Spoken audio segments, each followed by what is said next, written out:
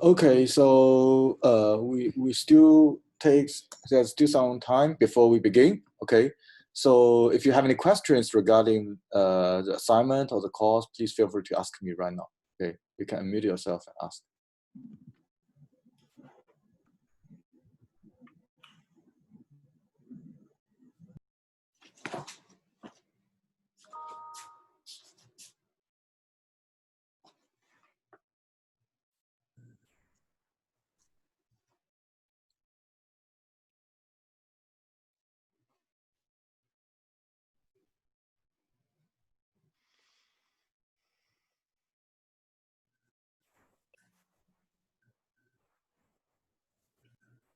Professor?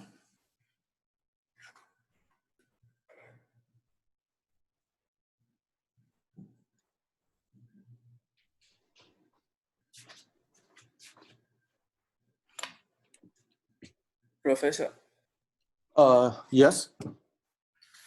Yeah, the assignment to as it was written, it has to be submitted in HTML file, right? Yeah, you need to say to HTML and submit in HTML format. You can also submit the Jupyter Notebook file, but the HTML is what we request because you don't have to open to using Jupyter Notebook. Okay. Yeah. Can you just show us how to do it? Okay. Let me see. So let me.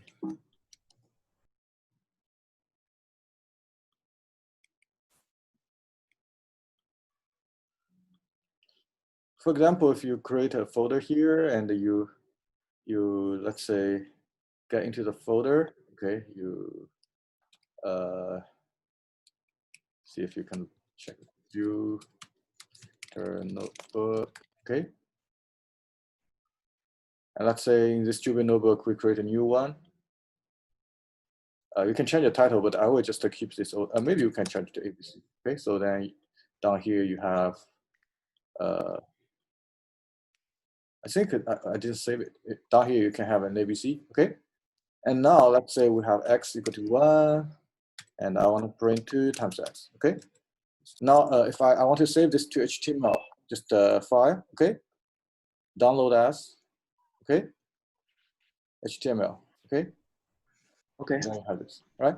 So yeah, it's just a software use. It's just Google a bit or get familiarized with the software usage. Yes, and then you can take this file. TA can directly read it. Okay, so TA don't have to. Yeah. Okay, so thank you. You're welcome.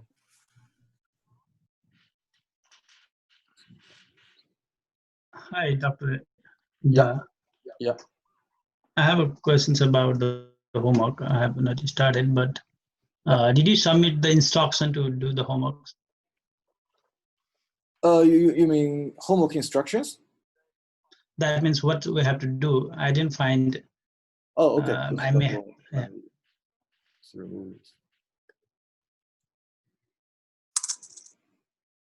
Yeah, if you go to assignment, and if you go to scikit-learn, so here are the instructions. You need to read it. Okay. Yeah. Okay. So basically, this is assignment description, right? And then you will have the assignment file where you click here and download. It's okay. If I need, can I get the meetings with the TA? Yeah, of course. And Zoom? So TAs has because the meeting already set, and that time I have a class to teach on some math course. That's why. Oh, I see. So then you have to make an appointment with the TA, and so that TA make sure he has the time works for both you and the TA. Okay. Okay. Okay. Thank you. Yeah. Good. Yeah. Okay. You're welcome. And if necessary, you can also contact me if you have any questions. Okay. So I think we will begin. If you guys don't have any more questions, right? So last time we have seen a few examples, right? So basically, maybe in your calculus class, you mainly see a scalar y take derivative scalar x, right? Y is a function of x, okay? So this you should have already seen how to do that, right? So let's say you have log using base E, right, which is essentially ln, okay, x. If you take derivative x, it should be 1 by x, okay? Right, so these are the regular derivative functions, okay? So for example, if we take a look at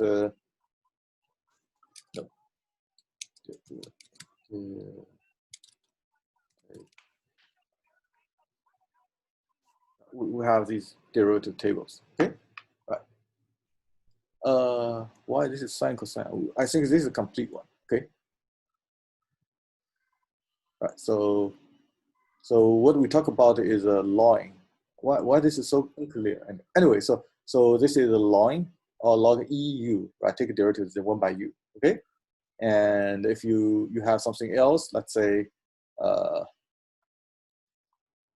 if it's a log base a u, right? So besides 1 by u, you also need a log ae, okay? So this term, right? So these are the regular formulas that you should know, okay? Some rules, right? So this is beyond the scope of this class. Yeah, what we talk about, I think this table is much better, right? So like this formula, this exponential formula, right? So one of the most important formula is log, okay? So let me see. Yeah, so this formula, right? So if your base is C, it should divide by log C, okay? Or times log C E, okay?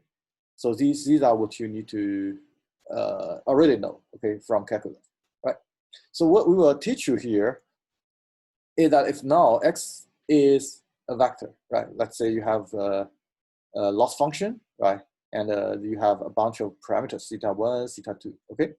Then if you want to optimize, if you want to find the set of parameters that minimize your error, right? So how do you find it, right? You need to take a derivative and then set to 0, or you use gradient descent, right? So the gradient is essentially this, okay? So this is not yet there, right? So we can even take an X, which can be a matrix, right? So for example, in recommendation systems, you have customers and product, right? So then you have, a matrix as the input, okay?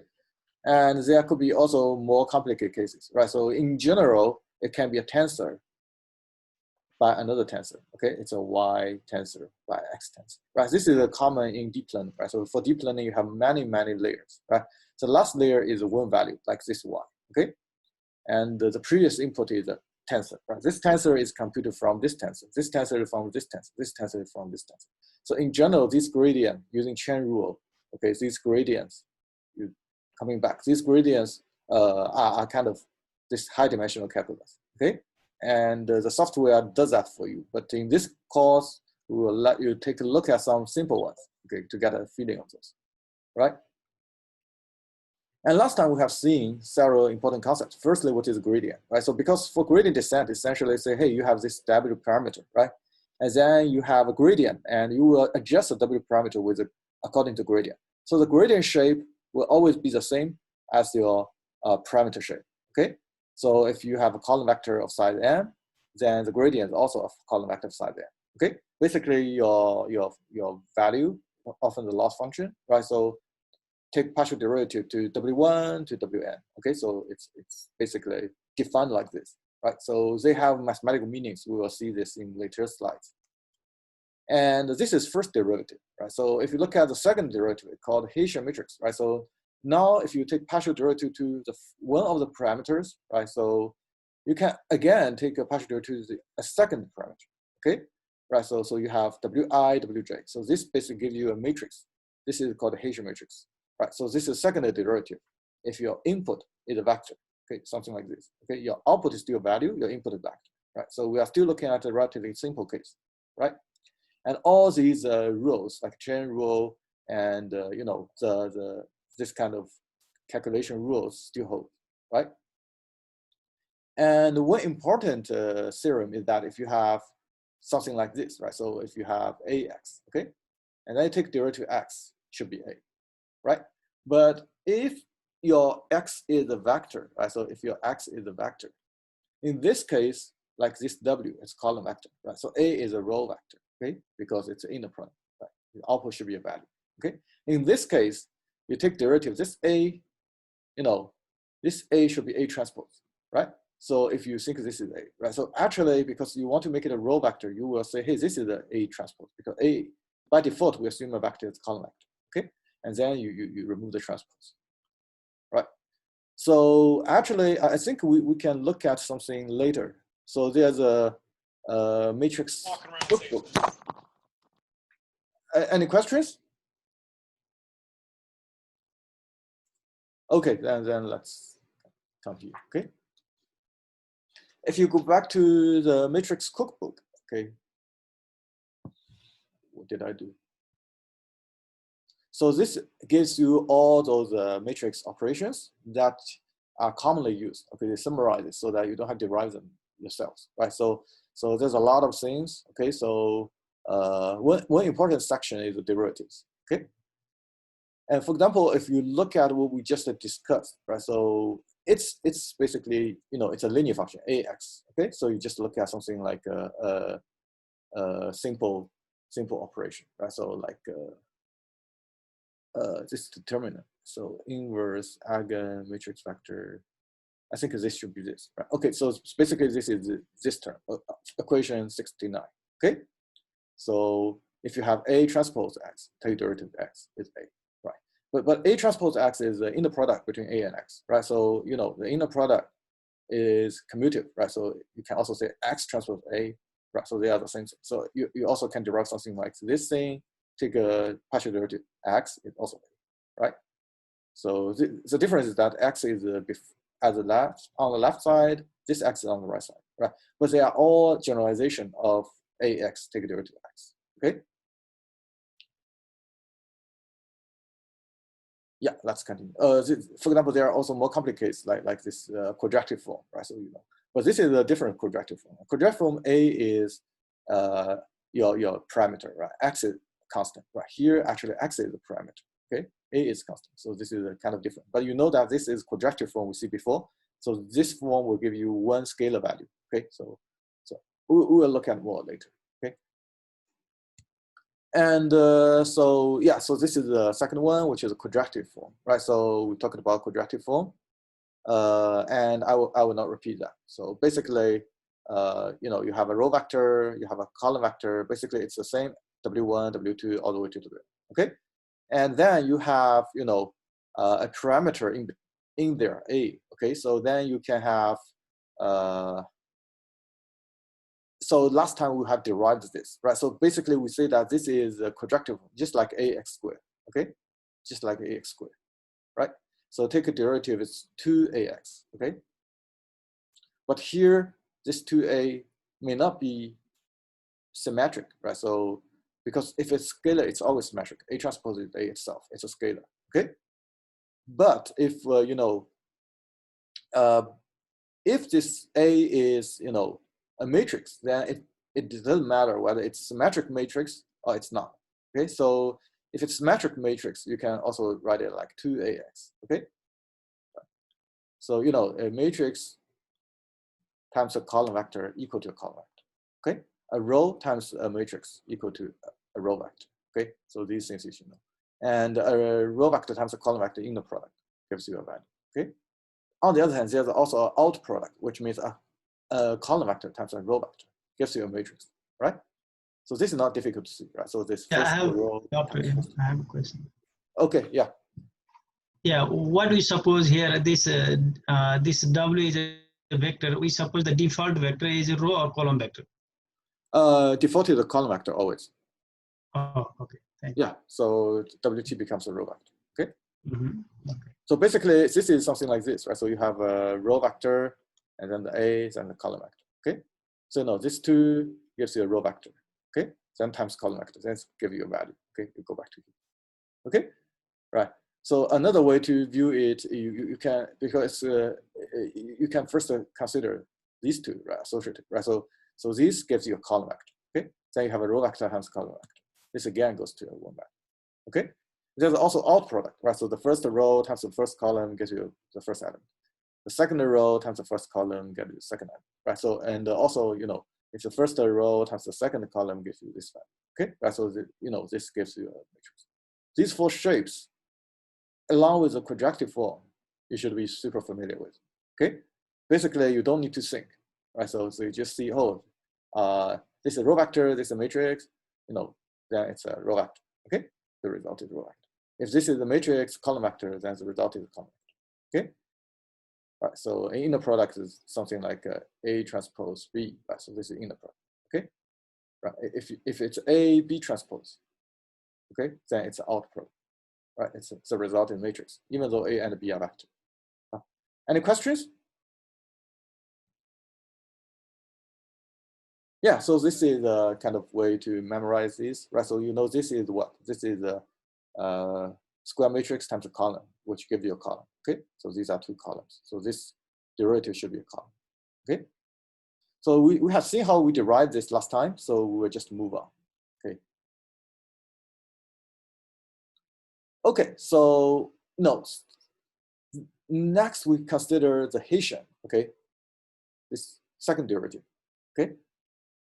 Think about it. So who can give me a explanation of what the form would be if we just consider, the scalar case? Let me see any participant. I think the attendance is not so good today. Okay, so we will take attendance. Can you repeat your question again? Yeah, so for those high dimensional case, we need to think about low dimension, right? So who can answer me? If you think about this quadratic form in low one-dimensional case, what will be the result of the second derivative?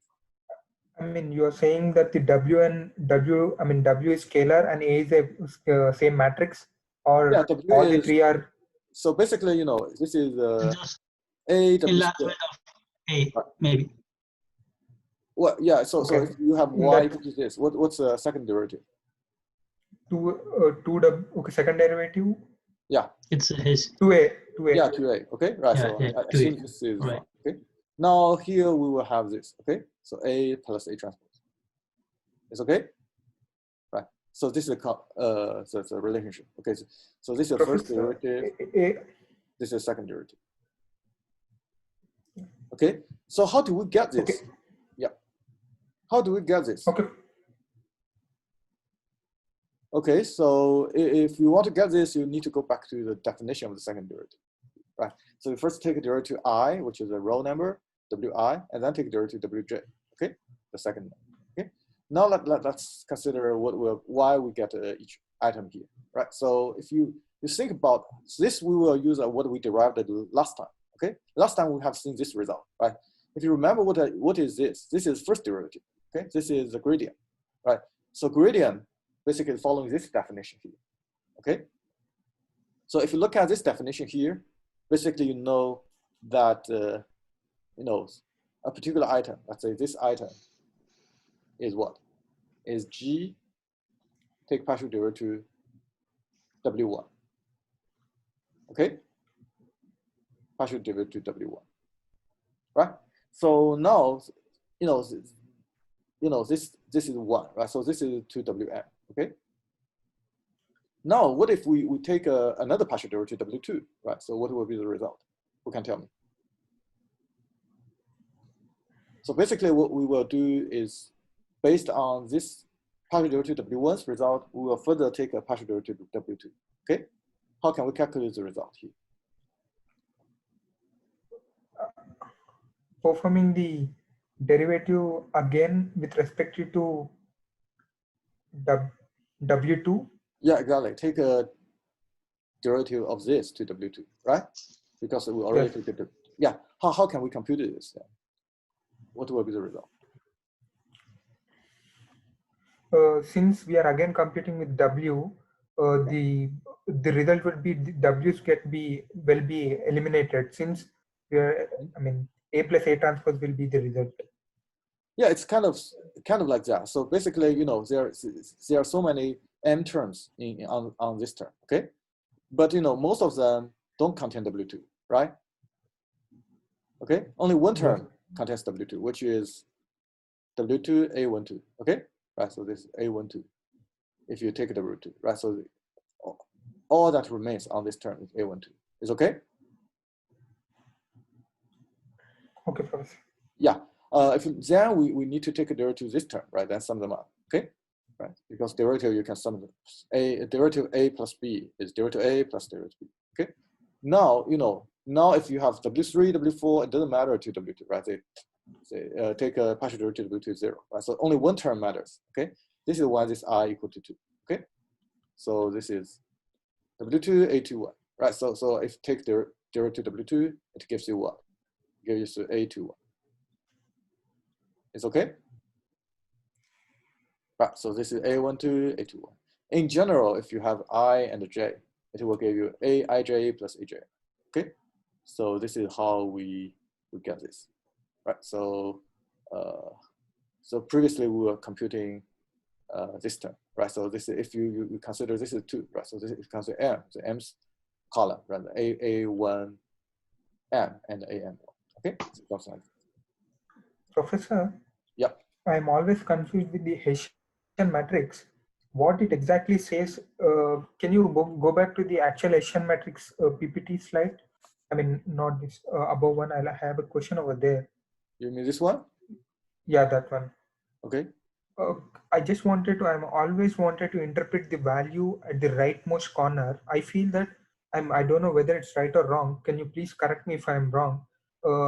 It's a vector, it's a gradient vector, which is being derivated with respect to W1 and WM.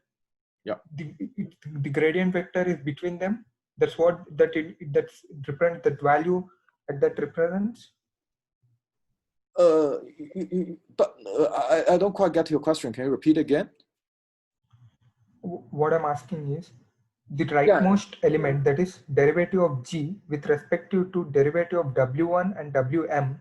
Yeah, this term. Will that represents, yes, will the term represents the gradient vector of, let's say we have two axes W1 and WM. There are two axes, let's see 3-dimensional. The function has been 3-dimensional. Then W and WM are, we have been differentiating with that. Then the vector will be in the middle of the 2 dimensions. Oh, so you want to visualize it, right? So you cannot visualize it because it's not m-dimensional, okay? It's not three-dimensional. Maybe you mean 3-dimension by 1, m, and g, right? So, but it's not. Yeah. It's m-dimensional. So basically, this is what you have, right? So for second derivative in the scalar case, let's say you only have W1, one term, right? So this will be the 1-dimensional case, right? But now it's a vector, right? So then you have I and J, right? So in general, you have Wi and then take derivative Wj, okay? And then by assemble them together, we will get a matrix, right? Something like this. And this is called Haitian matrix. And there's a generalization from the 1-dimensional scalar case. Basically what I'm talking about is this case, where we use, second derivative, basically whether a function is convex or not, right? Generalize them to a high-dimensional case, okay? And for that, how to use what it means for the Haitian matrix, we will describe them in later slides. Is okay? Okay, Professor. Yeah. Okay, Professor. Yeah. Every element on the Haitian matrix, sorry. What? So every element on the Haitian matrix, there is scalar, right? Yeah, every element is scalar. Yes. Yeah, every element is scalar. Yeah. Okay. Because if you are taking derivative G and W, I or WJ are scalar, right? It's a scalar. Okay. Right. You're not taking derivative. Only when your derivative, one of the term is this kind of vector, then your result is vector or matrix. If all of them are scalar, it is supposed to be positive definite or not. Yeah, exactly. Right? We will cover that later. Yeah. I don't want to mention things too early. Right. So just accept the definition and how to calculate them. Right. So later we will mention how to use it. Okay. Yeah. So here we just derived the system. Right. So how can we simplify this term? Right. So if you can easily look at here. Right. So if you write this as A11 plus A11. Okay. This as AMM plus AMM, okay? Then you can see if you just take the left items, okay? The left items, okay? This gives you A basically, right? So this is Aij, okay? If you look at the right items, okay? It's actually swapping energy. It's give you AJI, right? It's A's transpose, okay? So basically, this matrix can be represented as A plus A transpose. Any questions? I have a question, sir. Is this the general form? If you need to find out the Haitian matrix, it's sufficient to find A plus A transpose for every cases? This is only when your function is this function. Right. This. Yeah, yeah. So you can have something like a BW, right? You know, plus C, okay? C vector. Right? This is a general, Okay. You have AX square plus BX, right? Plus C, right? So you have the linear term, okay? You have a constant term, right? So okay. This can be general, okay? So this is just for a particular case like this, right? Oh, thank you. You're welcome. Yeah, let me see whether we can have an example where we have.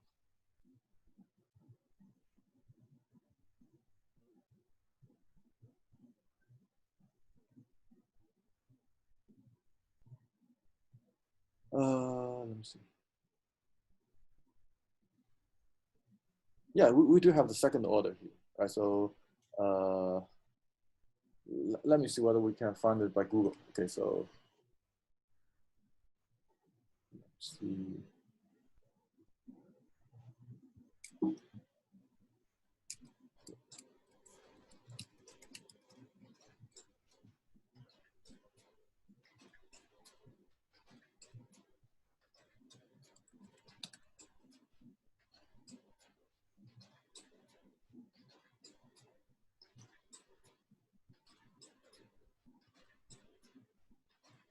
Yeah, I cannot find it right now, but there's a general form for that, right? So we are just looking at a very special form. Okay, so let me try to find it. Okay, I cannot find it. But basically, so in general, you can have something like this. Okay, so this can be plus BW. Okay, so this is a column vector, right? Let me see how to say this.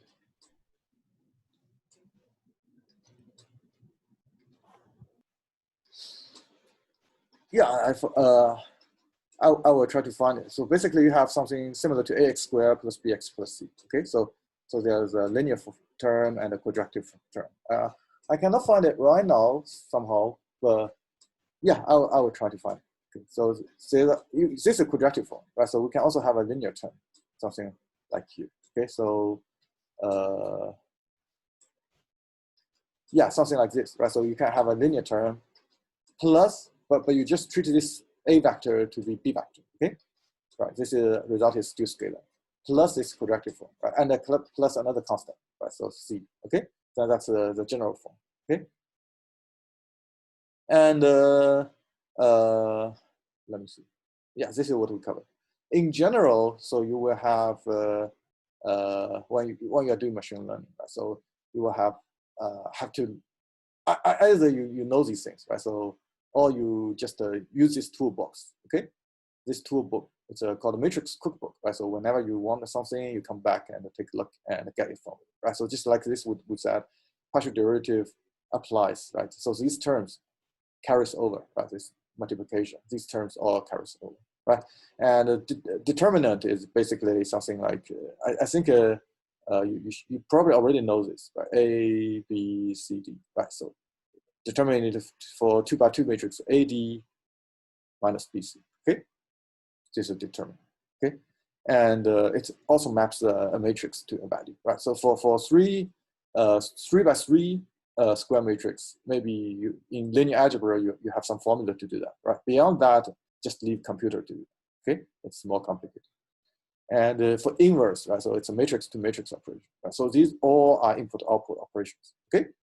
And the trace of a square matrix, right? If you have a square matrix, trace is basically the sum of the diagonal elements here, okay? This is called trace. Otherwise, I think pretty much that's it. So I don't remember what is this operator. I need to check. Okay, this sometimes can mean the Kronecker product. Sometimes can just mean element-wise product. Okay, you can check the notation table here. Then you will probably know. Okay, So this adjoint is something when you define the inverse. Okay. Basically, you can treat all these things as functions. Okay, the input and then you have output. Yeah, this is pretty crazy here, right? So you can have the quadratic form that apply with a determinant, but sometimes you will definitely need them. Okay, so how to use this toolbox, right? So firstly, if you are not playing with determinant, right? So then you skip section 3.1. Okay.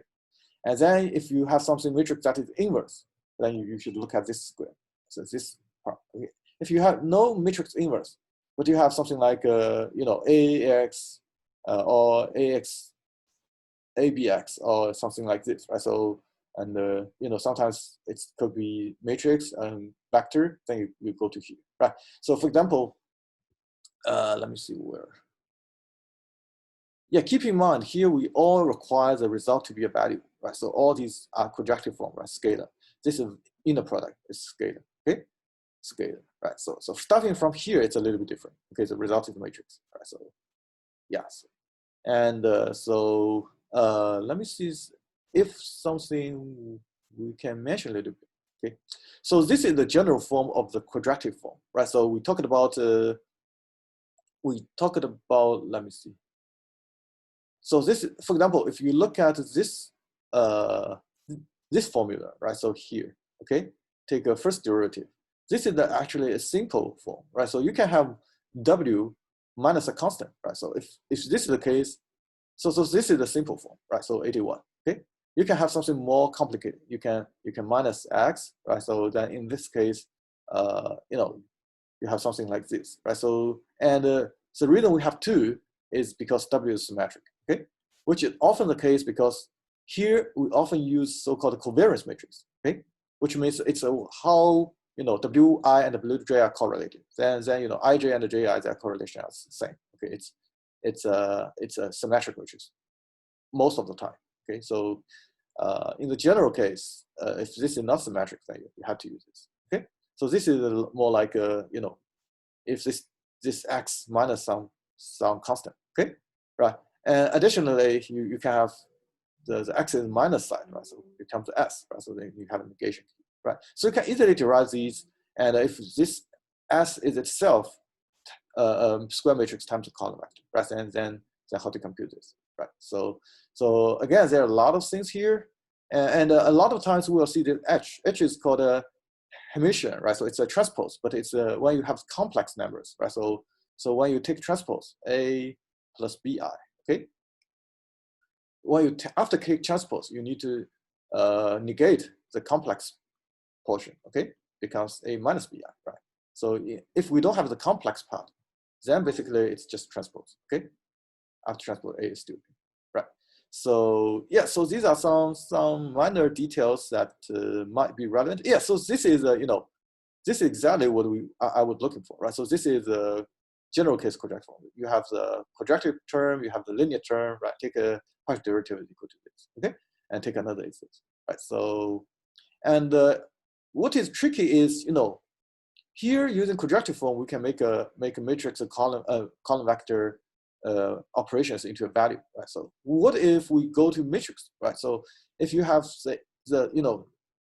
something like here, the X is a matrix. In this case, we often use trace, right? Because after using trace, which is diagonal algebra sum, it always becomes a value, right? So it can be a loss function, etc. It has a physical meaning. We will describe it shortly. Okay, so maybe we'll describe it later, but yeah, maybe not in this slide. Okay, so for example, this is a generalization of our this term, right? So this thing, what if now W becomes a matrix, right? So take a derivative to A is A. Okay, so this is basically this generalization of this, right? So actually we should look at this one, okay?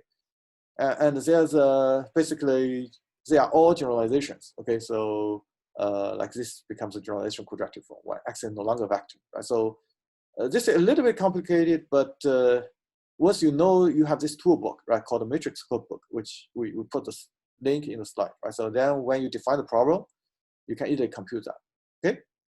So Professor, just to be clear, the trace is just taking all the diagonal values of a matrix and just essentially generalizing the matrix into a vector. Yeah, no, sum of diagonal values is a value, right? Okay, so Transform matrix into a scalar. Okay. Yeah. Okay. Yeah. That was okay. Yeah. Gotcha. And trace has a lot of properties, and don't think trace is naive. Okay. So for example, one of the in like recommendation systems, one of the commonly used solution is something like this, right? So Frobenius norm between two matrices. Let's say you have A matrix, you have a factorized matrix W times H, right? So then you want to close that gap. So this becomes a new matrix. You usually want the CI difference to be as small as possible. Then you will use this, right? So try to make this as small as possible, right? Then you, so this say Frobenius norm, okay, of a matrix actually is equal to, you know, this matrix times matrix transpose if we don't consider the complex part, trace, okay, right? And then you can take derivative of this, right? And then actually this result is 2x, right? So this is actually a generalization of what we say. If you have something like, let's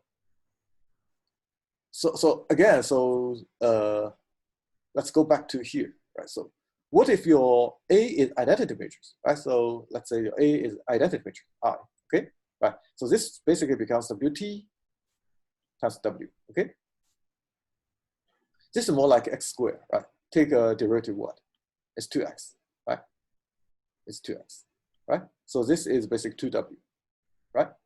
Because, you know, this is identity matrix W plus identity matrix transpose W is 2W, okay? This is a generalization of that when your W is a matrix, okay? So they are all, you know, similar, but, you know, and especially those norms are often used in recommendation systems, right? You want to close the gap between factorized matrix and your original matrix, right? And then these terms are all very useful, okay? Yeah, I think we have gone a little bit far, and these are mathematically proved. So you know, you can go beyond what you know a little bit when you have this tool at hand, okay? Can But we you have need to get some familiar with it. illustrative examples instead of just plain notations? I think it would help me see things better. Yeah, we will see some examples later. Okay, we will see one in assignment. We will see very simple examples, right? Complex ones, unless you want to do core machine learning research, right? If you just want deep learning, you don't even need to know that because it's handled by TensorFlow or PyTorch, okay? But what we do is give you a concept. If you want to delve deeper, you will be able to do that. But we will have an assignment on a toy example, a very simple example here. You will have to, all we require you to remember are these, okay? Linear form, right? So this formula, okay? And the quadratic form, okay? And this quadratic form second derivative, right? So these are, you have to remember them. Beyond that, you don't need to memorize them, okay? You all the assignments that we will require you to know are these three, okay? Linear term and quadratic, right? And all the later lectures. So do spend some time, memorize these three, okay? Then you are good for this course, right? And we will show some more complicated cases, maybe in 1 or 2 scenarios. Just show you how to use this toolbox, okay? But most of the time, we assume you already know these three, okay? All right, keep that in mind. Okay, so now let's change to another topic that will be useful, right? So called the Lagrangian method, right? So what is Lagrangian method? Without the Lagrangian method, let's say if you want to minimize or maximize a function, let's say we want to minimize a convex function, right? All you need to do is take a derivative and set to 0, right? So then this is the lowest point, right? If you have a concave function, right? And if your derivative is 0, then it's the, you know, it's the maximum value, right? So you know, derivative, this is positive, this is negative, this is 0, okay? I see a comment, just let me see.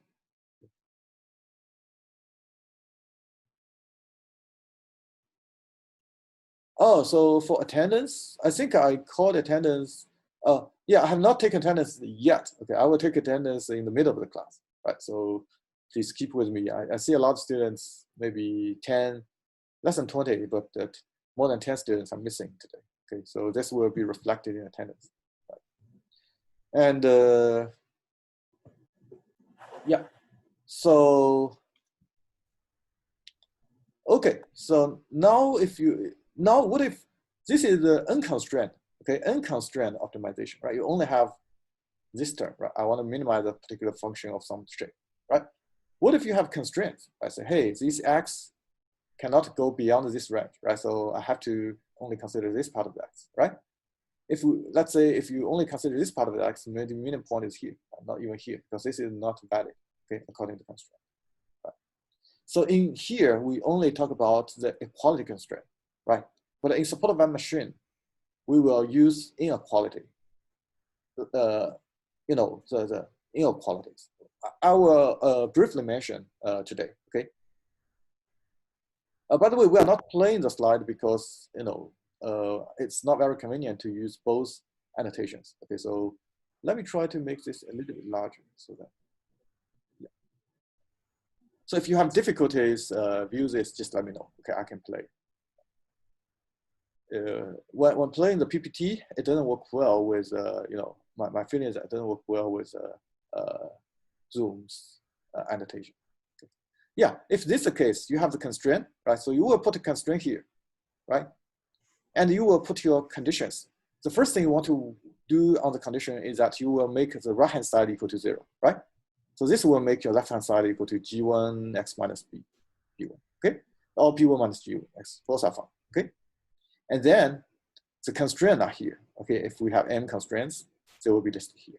For each constraint, we will introduce a new parameter, right? So previously we have the parameter which are just x, okay? Now we have lambda, which are all new, also new parameters, okay?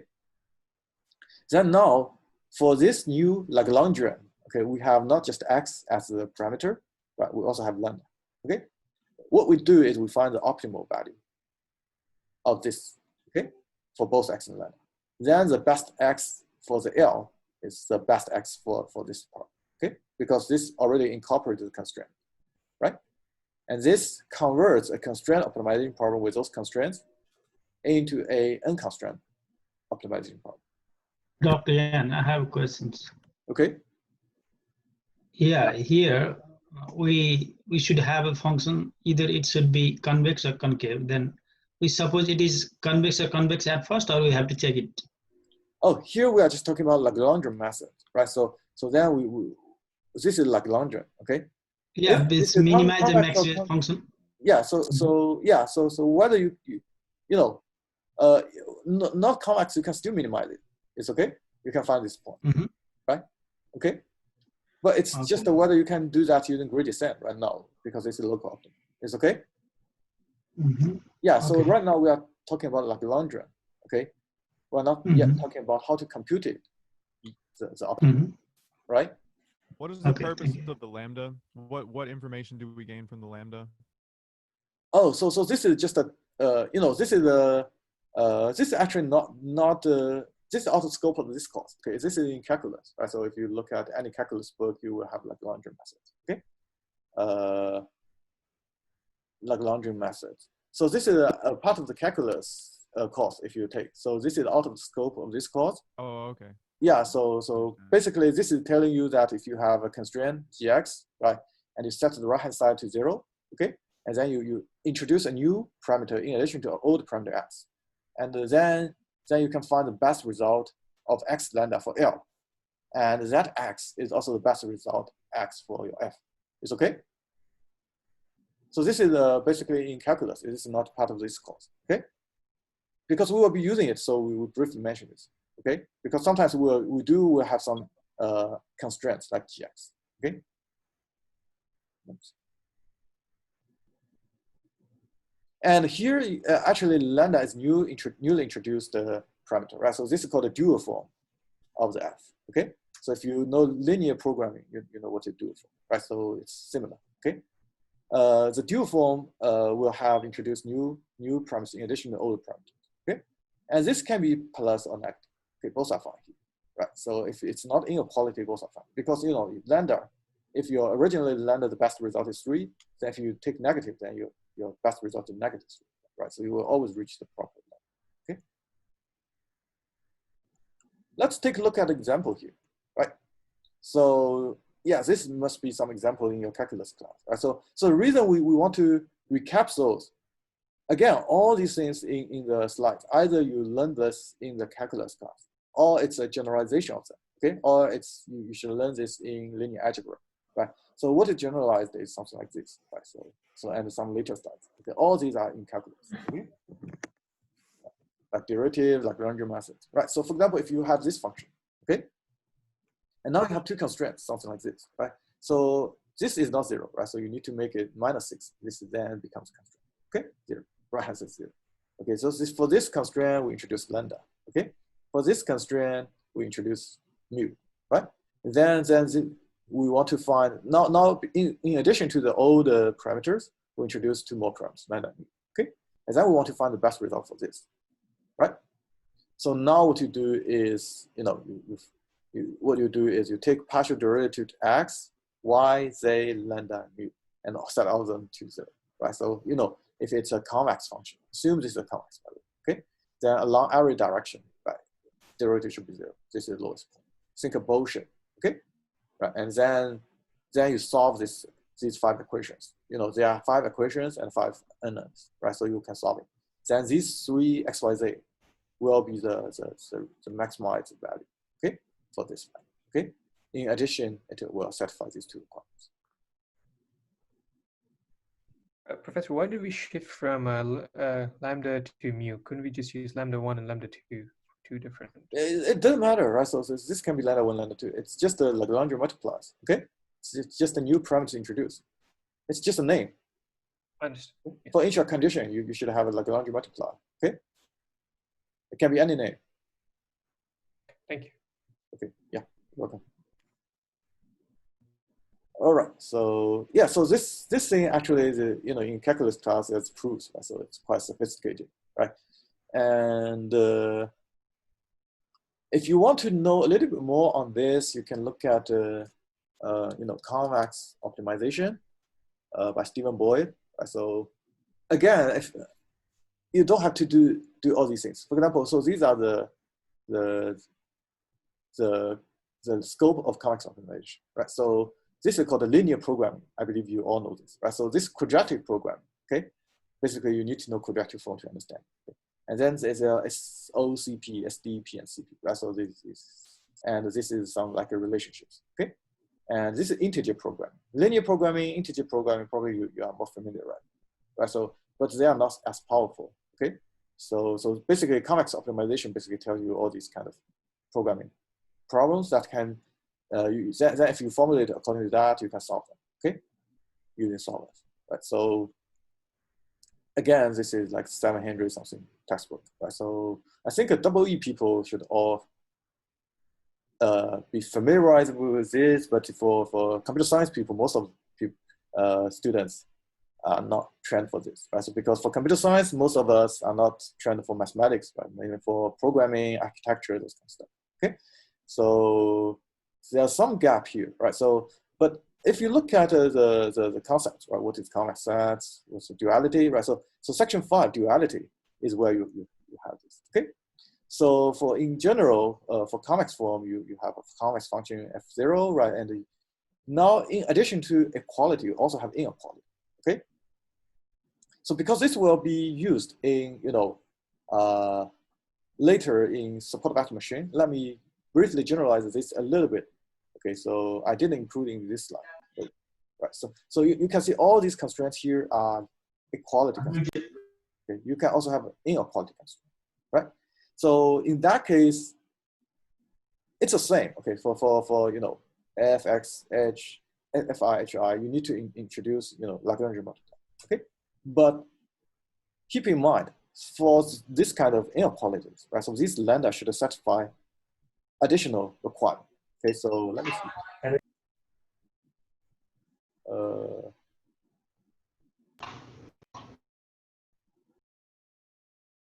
Yeah, so this lambda should always be positive. Okay, so basically we will have another constraint. The lambdas should be positive. Okay, so this is our requirement. So because this lambda basically is a vector. Okay, right. So if we use this kind of notation, it means a vector. Every element is positive for that. Okay. So basically, you also have inequality version, and if you are really interested, so this is a very detailed derivation and the concepts. If you are curious about the Lagrange multiplier, Lagrange methods. Reading this will definitely help. Okay, and then this section is particularly easy to read compared with the others. Okay, so if you have interest, you can take a look. Right? And you can see something in quadratic form here. Right? So it's everywhere. Okay. Yeah, so we are just talking about equality constraints here. Okay, next, convex and concave functions. Okay, so this is also in that textbook, right? So we just take some screenshots of them. Okay, so firstly, what is a convex function, right? So logically, so if you look at a function like fx, like this curve, okay, so we say it's convex if we take any two points here and do a straight line, then the value here should be larger than if should be the value on the curve. Okay, but how can we present this, right? So here, let's say this is x. Okay, this is y. Okay, so what will be a particular value in between, right? So we will use this to determine this value. Okay, right. And now we are saying that, hey, if we use this value and we find this value on the curve, which is f, this value. Okay, right? It's going to be always less than or equal to this value here, right? So what is this value? This value basically says, hey, you already have the fx. This is the y coordinate, right? So this fx value on y alone is here. This fy is here, right? And then if you directly consider their value in between on the straight line, okay, this can be represented using this form. Okay, this is high school,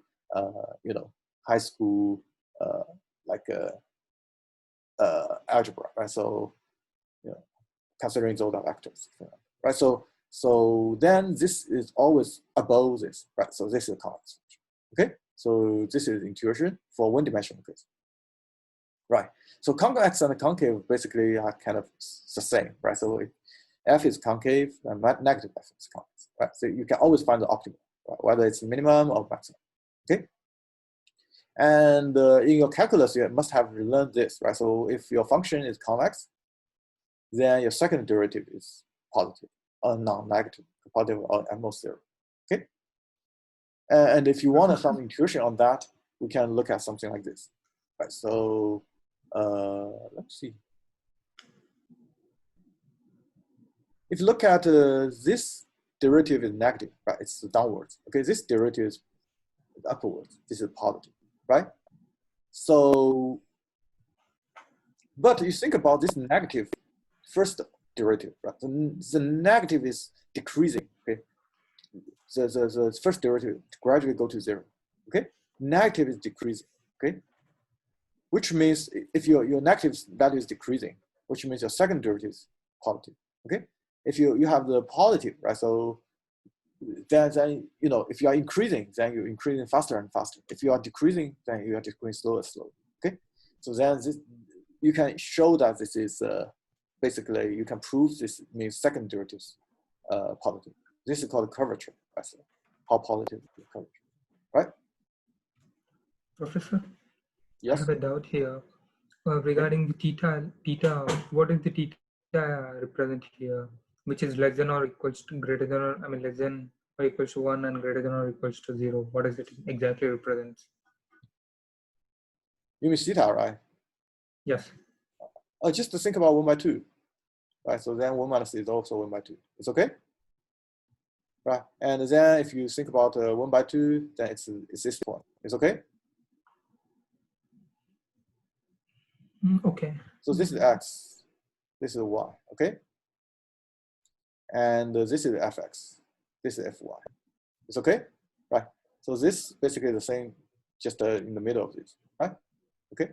So this value is going to be larger than this value if you use. It's okay. Okay, Yeah. Again, okay, this is high school mathematics. Okay. All right. So just how you have two endpoints for a line and how you get to the fraction of the line, and then you use a theta. Okay. I think in high school, people use lambda. Okay, so this is high school mathematics. Right? Another important thing is that these x here we are just using one dimension, right? These things can be a vector. Okay, right. So because we are considering high dimension case, these can be n-dimensional vectors. Okay, this still holds, right? Like in high school, at least in my high school, we have 3-dimensional algebra, right? So consider this coordinates, and so we calculate stuff, okay? Or maybe junior high school, okay? And then using some coordinates, compute shape and the distance to the plane, etc. Right? So it's formula from there, okay? In that case, you know, these coordinates are three-dimensional, right? Any questions? But again, when we go to n-dimensional, it's difficult to imagine. So it's very important to go back to scalar case and think about the counterpart, okay? And they do generalize, okay? So we prove that they generalize, right? So because their textbook and proofs, mathematicians tell you these generalize, then you know that these things can carry over to higher dimensional case, okay? All you need to do is remember them, right? The conclusions are simple, the proofs are non-trivial, right? Not everyone gets that level of math in high school. What? I'm just telling you that not everyone gets that level of math in high school. Not all schools offer that kind of math. Yeah, so that's why we are just telling you a conclusion and help you understand the, you know, memorize them, right? So we will not give you the proof, okay? But we tell you these are the correct rules that you can use, okay? Yeah. And because these things will be used later in the next lecture and a few lectures later. It's okay? Yeah, we are bridging the gap. Okay, so you may be scalar, and then we tell you high dimensional case. This is the new stuff, right? So we do only require you to know linear algebra, maybe quadratic form, but if you forget, it's fine. We refresh your mind, right? But the scalar derivative you should know, okay? Right. Then you should follow this slide to understand the more high dimensional case, right? Okay. All you need to do is memorize these, and the 3 slides I just show about the first derivative, second derivative of quadratic and linear form, okay? Now let's go back to the convex functions, right? Keep in mind that when we are generalizing from this simple case to, you know, n-dimensional, right? So the input x and y are n-dimensional, high dimensional case. And because our parameters can have many parameters. If you look at deep learning, there are way more parameters, okay? They can be just tensors with different channels, right? And in that case, you know, so, you know, how do we define convex and concave, right? So convex at most 2 dimensions you can still imagine, right? So a bowl shape, okay? Because you need a third dimension to show you the output, right? Okay, these are the input, so on. But then if you have 3 dimension, 4 dimension, 5 dimension, you cannot imagine, right? So it's very important to imagine what is convex and concave, right? So firstly, you can follow the definition to prove that, right? So for example, the definition here is using this formula, right? So you just say, hey, for any value in the middle of the line, whether we have this property for this particular function f. If we can show that for f, then we are good, right? So this is the basic manner, basic way, okay? But people has proved a lot of f already satisfy this, okay? Then if that is the case, then you can use these conclusions. This is called the convex algebra, okay? You can see things much faster, right? So we will describe a few of them in the next few slides, okay? Another important thing is that, you know, you have the Haitian matrix, right? The second derivative of f, okay? This Haitian matrix should be positive or non-negative, right? This is basically a generalization of this, okay? Scalar case, right? But why?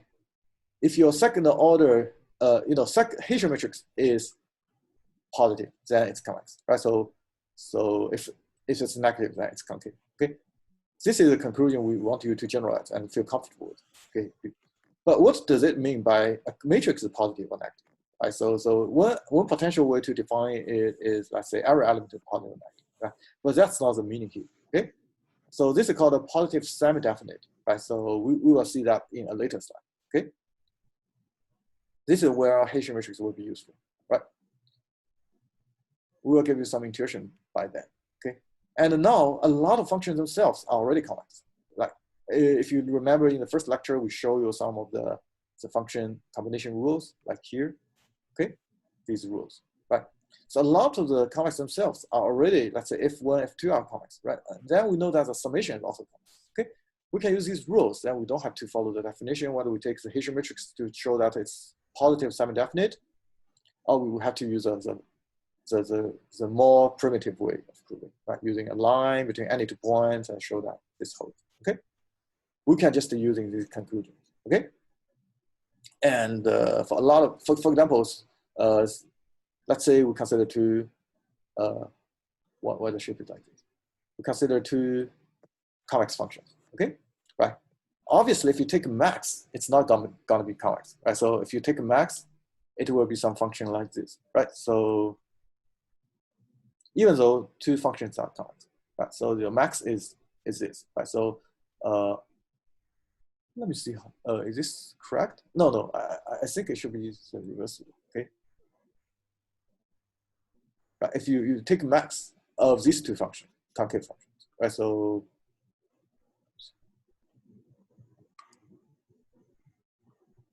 then you will have this curve. Okay. But you know this curve is neither convex nor concave, right? If you have these 2 points, it's above. If you have these 2 points, it's below, right? So max is not, but minimize is. Okay, so there's something that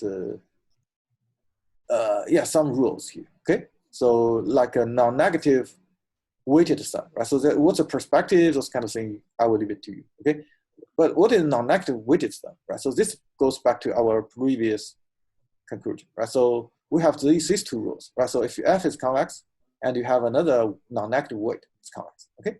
And also, if 2 functions are convex, sum them up is convex, right? If that is the case, it's not difficult to see the previous conclusion, right? Alpha f1 plus beta f2, if alpha beta are both non-negative, it's still convex, right? And if your composition with an affine function, it's still convex, right? And how to use these rules to quickly help you see whether the function is convex or not. I think this is a little bit blocking, so let me play. This slide are big. Okay.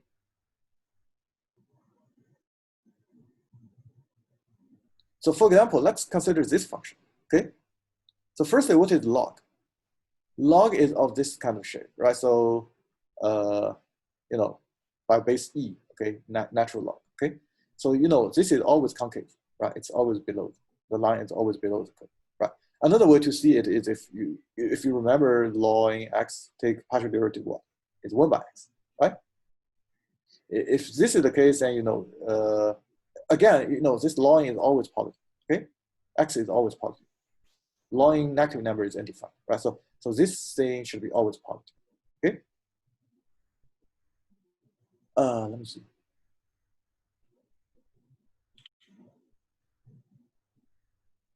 Yeah, so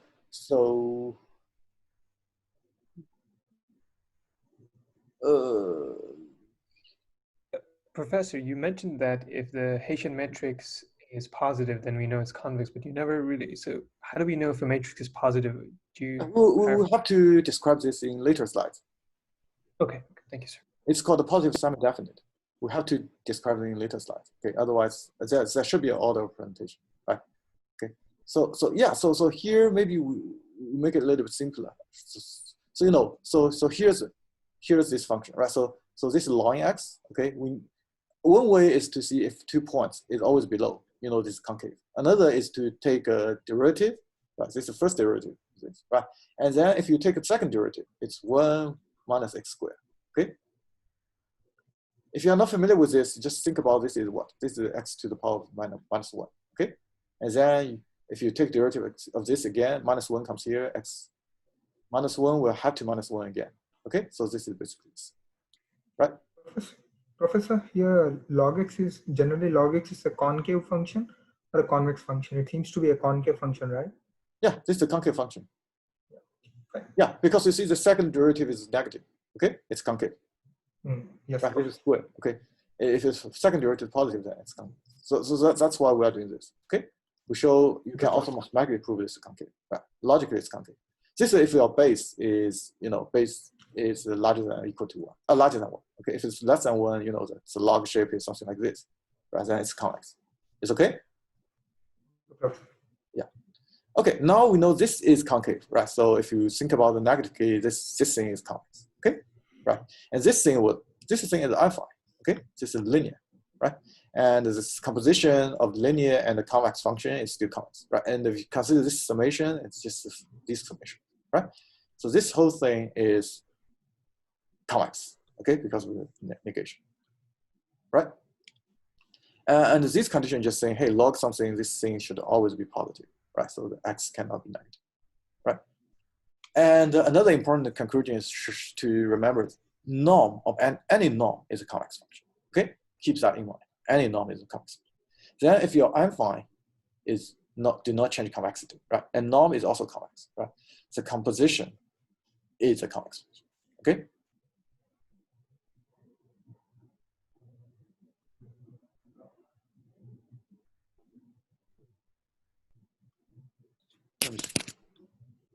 Okay.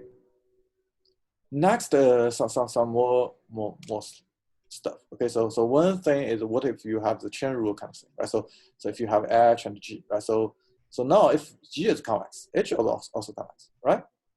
But H is non-decreasing, right? So but when G increases, when H's input increases, H's output also increases, right? So the trend is the same, right? Then convex still convex, okay? But what if the H is decreasing, right? So which means if this is increasing, the output of H is decreasing, right? Then we actually prefer the G is concave, because when G is concave but H is negate the input, right? So then basically the output becomes convex, okay? So this title up there is basically saying, so the H will only take those domains that your GX reaches, okay? As long as you are in this GX domain, right? So for example, your GX can only take these values, right? As long as HX is non-decreasing in this range, it's fine, okay? It doesn't have to go beyond this range, right? So it can have other properties beyond this range, because your GX will not go beyond that range, okay? Right, so keep in mind here, we talk about increasing, non-increasing, decreasing, because, H is R to R, so GX should translate your function to real value, okay? And here, another example is this, right? So if you don't have just one GX, you have a bunch of GX, right? So this also holds, right? As long as each of them are convex, right? And as long as each of them are concave, okay? And this is in each argument, okay? So basically, it's a generalization of these two here.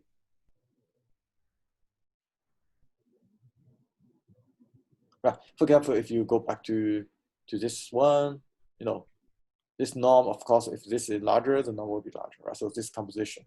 So if you can decompose it as F and G, okay? Something like this. Right. So, but for linear function is always convex and concave, right? It's in the middle, right? So this is convex, this is concave, and if you think about the boundary case, it's also convex and concave, okay? So because 2 points, any point in the middle, the value is right on the line, right? So it's less than or equal to, or larger than or equal to, this equal is always equal.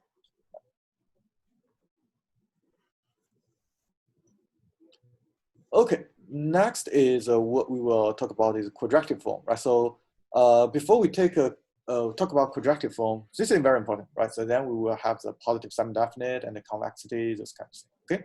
What does it mean by matrix positive? What does it mean by matrix negative, right? Before doing that, we will take attendance, right? After taking attendance, we will take a break, and then we'll continue with the quadratic form.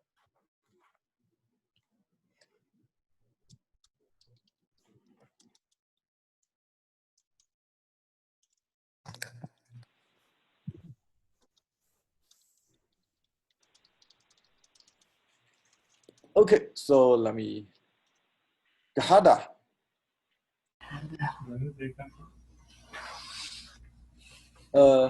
Gahada. तो आज के timing हो गई है 7:30 बजे. Okay. Pratash. Yes, here. Okay. Rushkas. Present, sir. Okay. Ting Chen. Yes, I'm here. Okay. Nikhil. Nikhil. Vikram. Yes, sir, I'm here. Okay. Daniel. Here. Okay. Smith. Smith? No. Linan? Linan?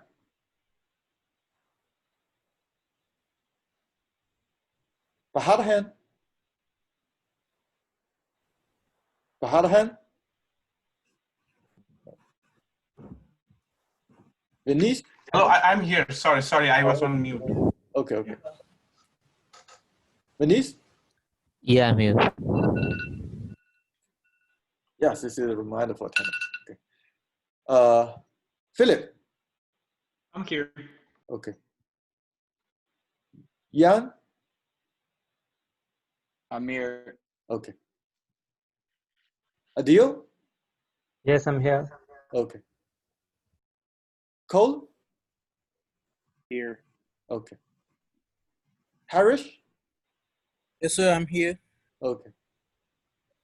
Manoja?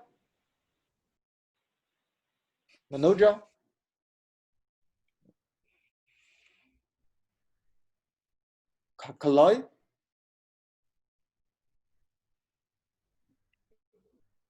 Kalai Raj?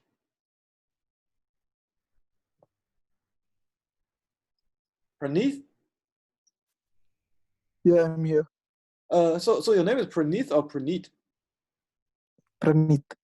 Praneet, okay. Thank you. I see a chat, just one moment. Nikhil, let me see.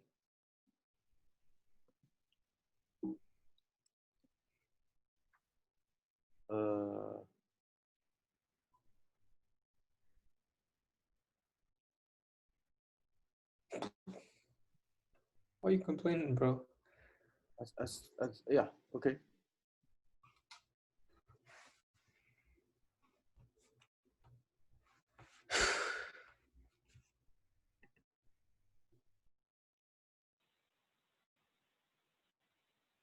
Patrick? I'm here. Okay. Amulia? I'm here. Okay. Nikhil, ready? I'm here. Okay. Ziming? I'm here. Okay. Vanka? I'm here. Okay. Wanda Zhao? I'm here. Okay. So we have another list. We will randomly sample some.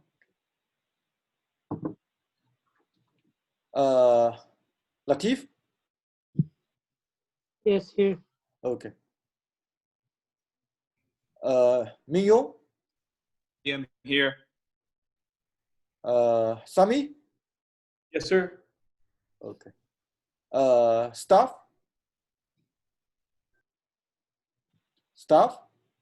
Sai? No. Okay. All right, so we will take maybe a 10-minute break. Okay, we'll come back in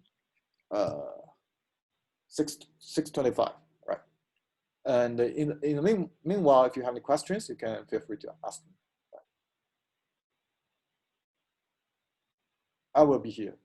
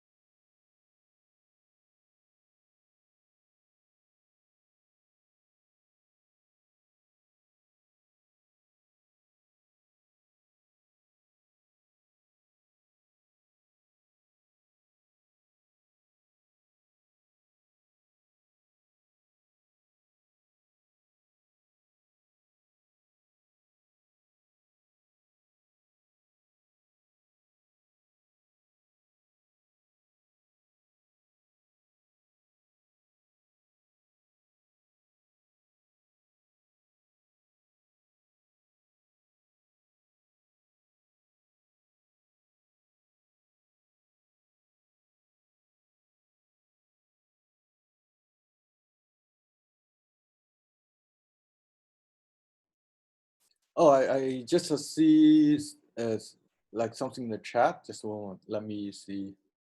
One is about attendance. Yeah, if you are not able to like you don't have speaker, you can just microphone, right? So you can just type. Okay, I will fix it. Okay, and another student asked me regarding the project title. So we will release the project maybe early November. Okay, so we will have a specific project to share with you guys, especially the annotation files. We probably will release the data so that you can work something related to that.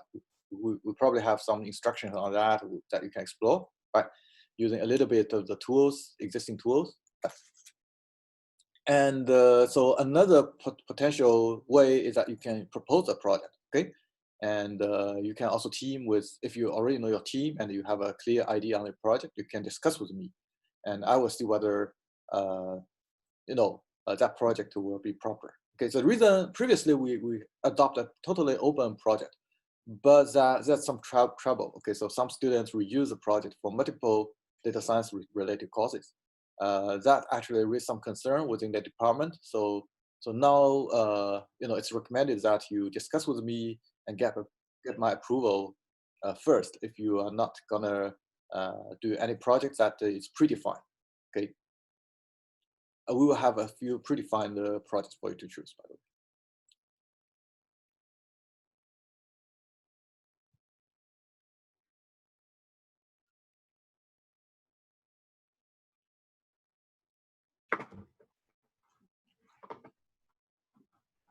Professor. Yeah. How do you go about people who don't have a group yet? Oh yeah, so we will basically, if you already know who you want to team up with, you can do that. Otherwise, I will, because of the remote mode, I will adjust the canvas a little bit to see whether we can have a chat box or something like to help you guys team up. Okay. Previously, what we do is we use self-registration of the teams inside the canvas. So you can say, hey, I want to form a team and the people can join, right? But I know that this semester is quite special. I will study a little bit what we can do, right? So whether we can do some chat box and the people can discuss and throw some ideas and see whether other people want to join, right? So and you guys can chat a little bit, maybe also by Zoom, and see whether it's a good match, right? So we will try to facilitate this using some method. Okay. I think Canvas already has this functionality. I will figure that out. Okay. If I send the message from chat box, do everyone get it? Yeah, if you choose, there's a two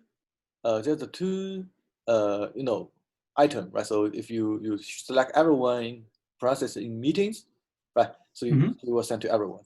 And yeah, if you let's say you want to take the class time and when we are taking break, you want to send and team up and invite, that's also good, right? So if you can, in the meanwhile, you can share your email so that you guys can get contact, right? So that's also fine, right? You can share with everyone if you want. Okay, thank you. You're welcome.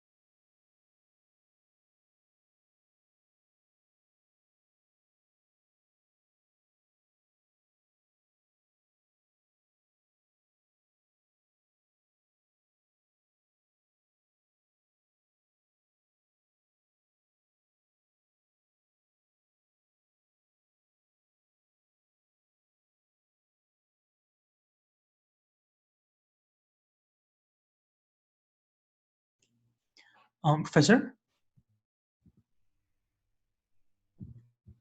Yes. I have a quick question. I'm an Auburn student, but assignment 2, it says there's extra questions for PhD students. I'm assuming this also includes master's students? No, it's just a PhD student. Master student they don't have to answer those questions. Okay, If and they this want, is they can. for Auburn, I guess. Yeah, for Auburn, I think you can talk with Gopi. I think he will have the criteria. Yeah. Thank you. You're welcome. I have also a question on that. Yeah. I'm taking the 667. It's a work for 667 or 767? So basically, 767 is for PhD students, right? 6. If you start with 6, you do not have to answer those questions, right? So basically, we will not deduct mark if you don't answer those questions, okay?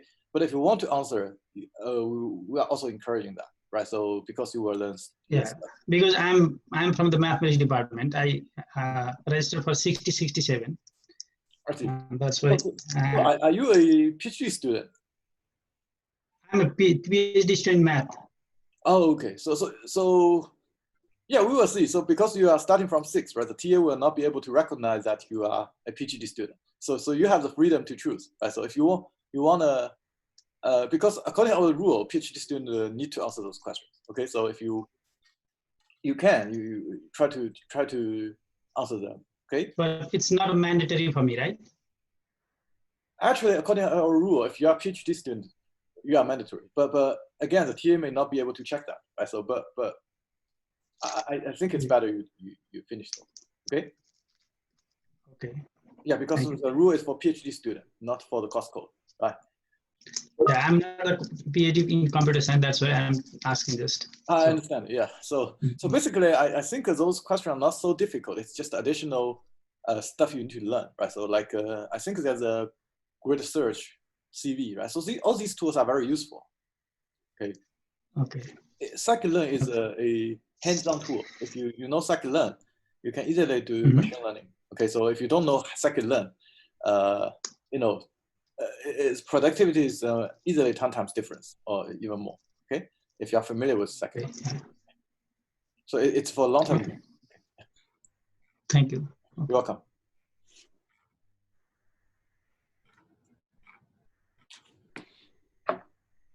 Okay, let's begin.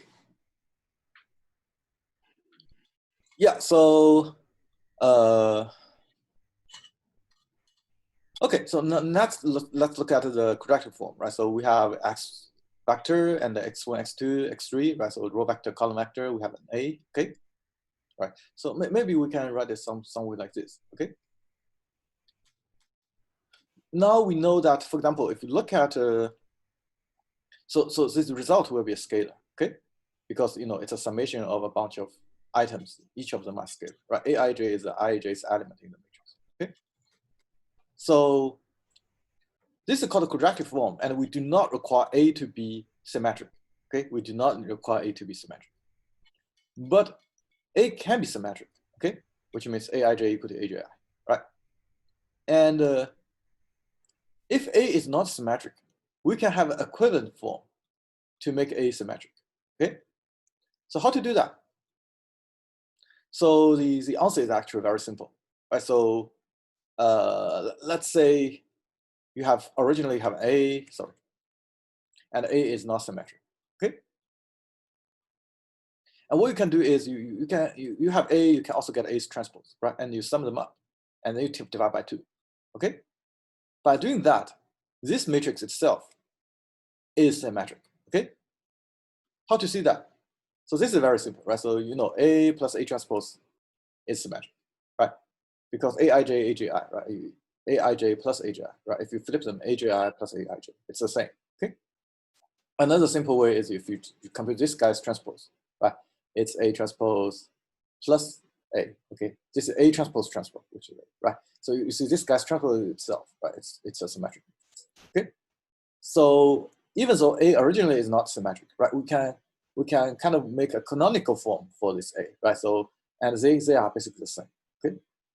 So if you want to get some intuition on that, basically, if you have something like x1, right? and then you, in this x, you have x2, right? Then their corresponding item in the matrix is what? Is A12, okay? Times x1, x2, right? But again, you can consider another term, which is x2 here, okay? And x1 here, right? So the term will be x2, x1, which is again x1, x2, right? So it's the same term, x1, x2, okay? But in one item is maybe 1, 2, right? Another item is 2, 1, okay? So basically, you know, plus A21, okay? 2, 1, parentheses times system, right? So now if you compute their transpose and divide by 2, so basically it's like, you know, if originally this is 3, this is 5, right? Now you mix them 4 plus 4, okay? Right? It's just the sum is still the same, okay? So this is the intuition. Any questions?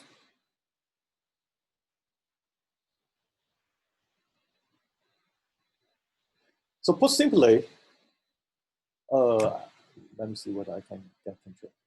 Yeah. Put simply, what I mean here is that you can think about a canonical form where the matrix always symmetric, right? So even if it's not symmetric, right?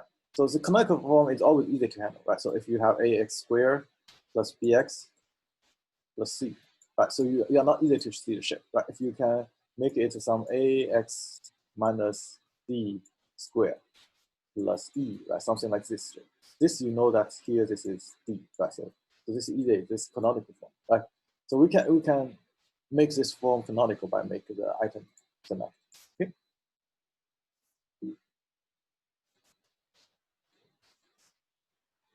Now let's only consider symmetric term A. Okay.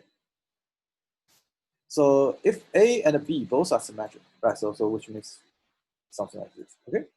Then if their quadratic form is the same for any x, right? If you give any x, they're the same. Then A has to be equal to B. Okay. Right. So this, remember, this is for any x. We have this equal. Then this A have to be equal to B. Right. So the proof is actually you need to go back to the definition, but we will omit this. Okay. So this is uniqueness, right? So basically, if you change to another symmetric form, right, it will be a different quadratic. Okay, it will not be a quadratic.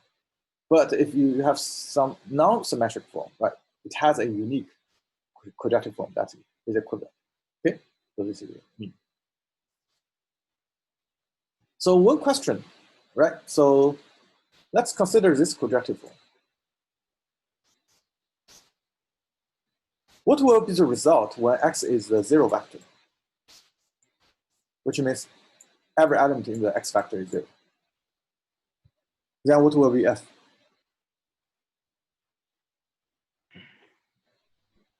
Zero? Yeah, 0, right? So basically 0 vector times anything is 0, right? So if you element-wise, these are 0, but every term is 0. Okay. So you know if your x vector is 0 in the origin, right? F will always be 0. Okay. So keep that in mind. Now we always assume the canonical form, right? So a symmetric, you know, A, right? Now this is what we define. Okay, so what does it mean by A is larger than or equal to 0, right? Here, when we talk about it, we don't use larger than or equal to 0. We use this kind of form, okay? Right, so this form, okay, it's curved larger than or equal to, right? So this is called a positive semi-definite, right? This means basically for the quadratic form for that A as a coefficient, for any x vector, you can guarantee that the quadratic form will be positive. Okay? So if this is the case, then it's called a positive semi-definite. Right? This is for any A. Okay? So another case is if we don't have this equality, right? So this is called the A matrix is positive, right? Or we say positive definite, not semi-definite, right? Semi means you have something equal. Okay? And this means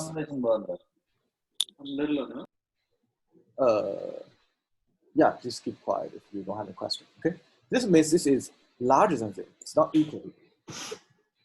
But keep in mind, when x equal to 0, right, your quadratic form will always be 0, just like we described earlier, right? So this is only, so we have to rule out this origin. Okay, any point beyond the origin, right? If it's going to be strictly positive, then we call it positive definite, not semi-definite. Okay? Professor? Yeah. Actually. Yeah. Please go ahead. Yeah. You were showing the another symbol, right? I mean, tilted greater than or equals to 0. What does it exactly mean? The every element in the result should be greater than or equals to 0, or anything else? No. For example, if A is larger than or equal to 0, okay, curve larger than or equal to, okay, this means it's positive semi-definite. Or equivalently, we can say for any x vector, okay, its quadratic form for this A coefficient is always positive, non-negative. It's okay. So this means A is positive semi-definite. This also means all three are equal. It's okay. Okay, Professor. Okay, yeah. So this is definition, right? So again, so maybe it's a little bit difficult to understand. We will have a few examples to show you. Okay. Yeah. So one important thing. Yeah. Actually, does this positive semi-definite is anything related to eigenvectors or eigenvalues? Is there any relation with this? No, it's not an eigen. Okay, it's a relevant to eigen decomposition. Okay, it doesn't mean that if eigenvalues are greater than or equal to 0. Eigen decomposition is not quadratic, right? So, okay, this is a quadratic form, right? Okay. Yeah. Okay, fine. You know, those kind of PCA, those are linear solutions, right? So, like Tisney is non-linear, right? So, quadratic is non-linear, right? It's irrelevant. Okay, yeah. Okay, so now, why A is larger than or equal to 0 is so important? Because A could be your Haitian matrix of a function f. Okay, if this Haitian matrix we previously defined, right? You can show that it's PSD or positive semi-definite. Okay, PSD, right? Then we can say that's the function convex. Okay, right. So basically, this is the generalization of our previous solution. Okay, if your second derivative is larger than or equal to 0, it's convex. But now for your high-dimensional functions, right? So the input is a vector. Then your second derivative is a Haitian matrix, right? And the larger input is undefined, right? So it's a matrix how to define larger input, right? If you can prove that for any vector, the quadratic form for that with this regular A, which is a Haitian matrix, is always gonna be non-negative, right? Then your function is convex, right? And then if you do gradient descent, you will got the optimal form, right? Another. If you can also directly solve, for array x1, x2, x3, take partial derivative equal to 0, right? If you can analytically solve it, then you don't even need to do gradient descent. Okay. So let's take a look at some examples, right? So here, this x vector, again, we cannot view n dimension, right? So let's just look at 2 dimension, x1, x2, right? And if this is the case, okay. So the first example, A is positive definite, right? So keep in mind, if x and y, x1, x2 is 0, the x factor is 0, then your quadratic form will always be 0, okay? The value is 0. But any value beyond this is gonna be, positive, right? So this is called positive semi-definite. If you think about 2-dimensional case, the shape is like this. It's basically a bowl shape, okay? It's a bowl shape in 2 dimensions. In 1-dimensional case, it's something like this. If you, why it's so ugly? It's something like this, okay? If you put a small ball here, it will come, and finally reach here, right? In a bowl, if you put a small ball here, it will come, maybe finally reach here. So you will get the lowest point, okay? So this is count, right?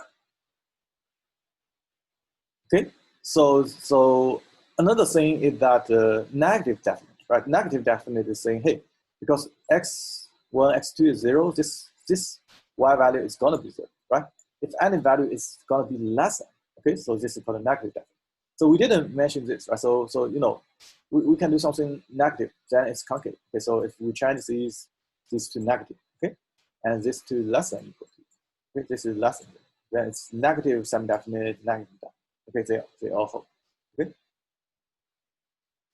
There are also some other cases, right? So for example, this case is some degenerate case, okay? Like along one direction, those values are all zero, right? So just like, right? Along the other directions, it's different. Okay. There's also something like this is looking like a saddle, right? So this is called a saddle point, right? Saddle point is kind of special, right? So if you look at the derivative along this direction, x2, it's 0, okay? Along x1, it's also 0, right? But this is neither minimum nor maximum, right? So because if you go up, you can go this side. If you go down, you can go this side. So this is called a saddle point, okay? So this is the convex, this is concave. Okay? This is neither convex nor concave, right? So you cannot say, hey, if I take a derivative and set to 0, I will get the best location. There's no guarantee. Okay. If you put a ball here, sometimes it will move here and then move downwards. Okay. So you never know whether it will reach you a local optimal or global. Let's say you have a ball here and you stop here. Right? Actually, you want to go here, right? So yeah, so that's basically telling you whether you take the derivative equal to 0, guarantees that you have the optimum point or not. Okay, if you don't take a derivative to 0, you have a bunch of formulas, right? You may not be able to solve it analytics, right? So if that's the case, you can use gradient descent. Right? Take the negative grade and then negative grade again. Negative gradient 0, then you don't move step less than 0, right? If you gradient big, you go big step. Okay, so we will see that later. Okay. This is if you cannot solve it exactly. If you set all the partial derivatives, right? Then you have to use some kind of iterative method. Okay. So there's the pros and cons using second order method, right? Because it handles Haitian matrix, right? And then if your W is high dimension, that's 1 billion parameters, right? And then your Haitian matrix is 1 billion by 1 billion. That's great. Okay. So that's why deep learning models these days, okay? Deep learning models these days all using first order method. Okay, it's just like gradient descent. Unfortunately, deep learning curve are not convex. Okay, we can take a look at deep learning. No. So because deep learning has so many layers, after so many layers, it's gonna be a curve something like this, right? It's very not convex. Okay. Right. But it doesn't really matter to you, okay? As long as you can go to a particularly low point, right? So this is maybe you make 2 mistakes, right? This is make 3 mistakes, right? And this, if you go to a very bad point, this make 20 mistakes, right? So of course you want to get a local optimal, okay? It will always work in this case. But again, this is a 2-dimensional visualization, right? So this is deep learning. And so these days, actually, you don't even to implement gradient descent, and they are advanced techniques. Okay, so Adam, TensorFlow. Yeah, so the purpose of this course is really to kind of give you a high-level idea, right? So the details of the programming will leave to you. Okay, so for example, there's an optimizer. So optimizer class, okay? So let me see.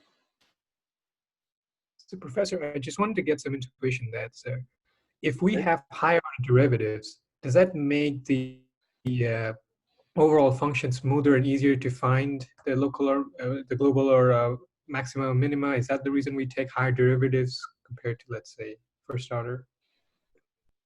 Can you repeat your question again? Right. So, what is the motivation to do higher order derivative like the Haitian matrix versus the first order derivatives? No. So basically, we haven't talked about the second order method yet. Okay. So this is just a Haitian matrix. Okay. Haitian matrix, if it's a positive semi-definite, then your function is convex. Okay. If your function is convex, you can either take a partial derivative x1, x2 and set to 0, and you analytically solve the best x1, x2. Minimize the error. It's okay? Yes, sir. But sometimes this cannot be solved analytically, right? So you know the like differential equations, those kind of stuff, right? So it doesn't mean if you write the equation you can solve x1, x2, okay? Right?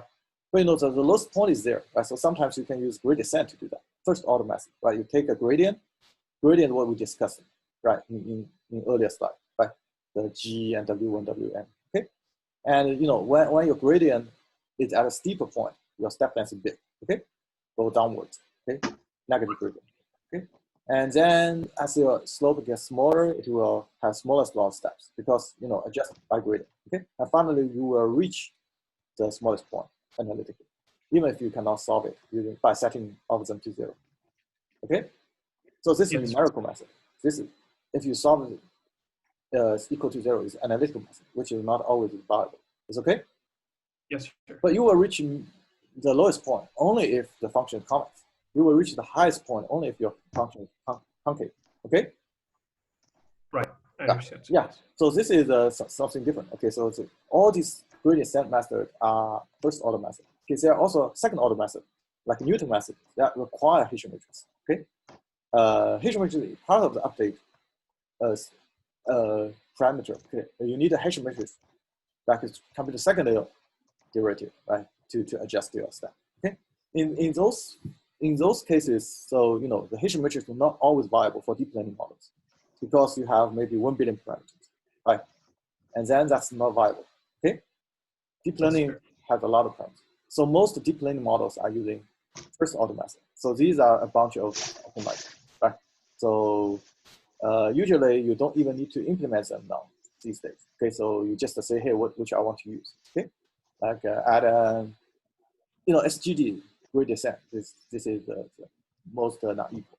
Okay, with momentum. Momentum is saying that if your step length is strictly related to your gradient, right? If here, then if you stop, right? But deep learning is non-convex, right? So sometimes it will go up and go down, right? If you are here, gradient 0, you don't move further, then you will never reach a new lower point. Okay. So it will give you some momentum that power when you go down, okay? And then even if you are here, you will still have some force to get across some local optimal, local peaks, okay? Yes, sir. Yeah, so this is the idea. Okay, so these things are all doing something like that, okay? So I think the default is Adam these days, right? So we are talking about gradient descent, okay? We will only cover the basic one. And yeah, so in that case, we never need to compute it. Haitian matrix in deep learning, okay? Only, but again, so let me take a look at where are we?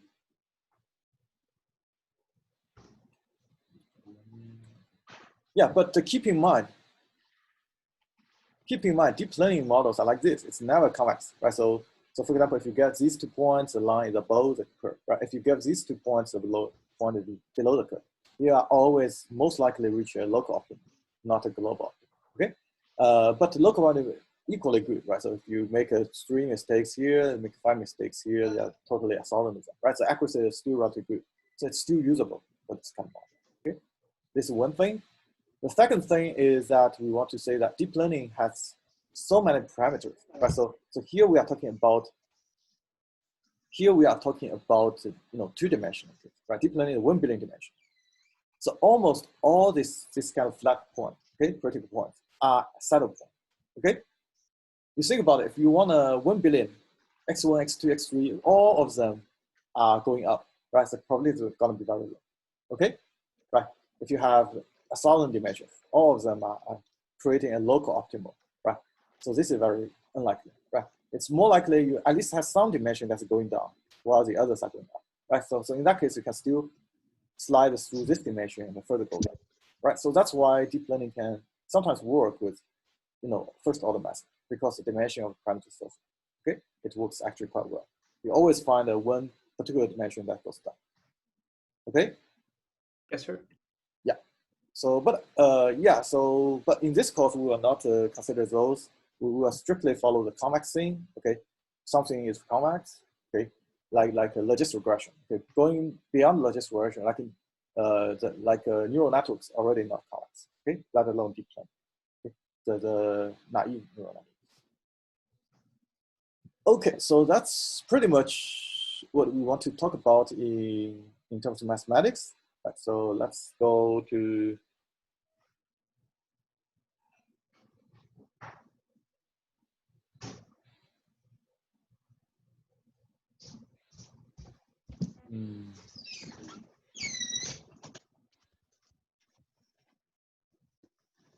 let's go to the next slide.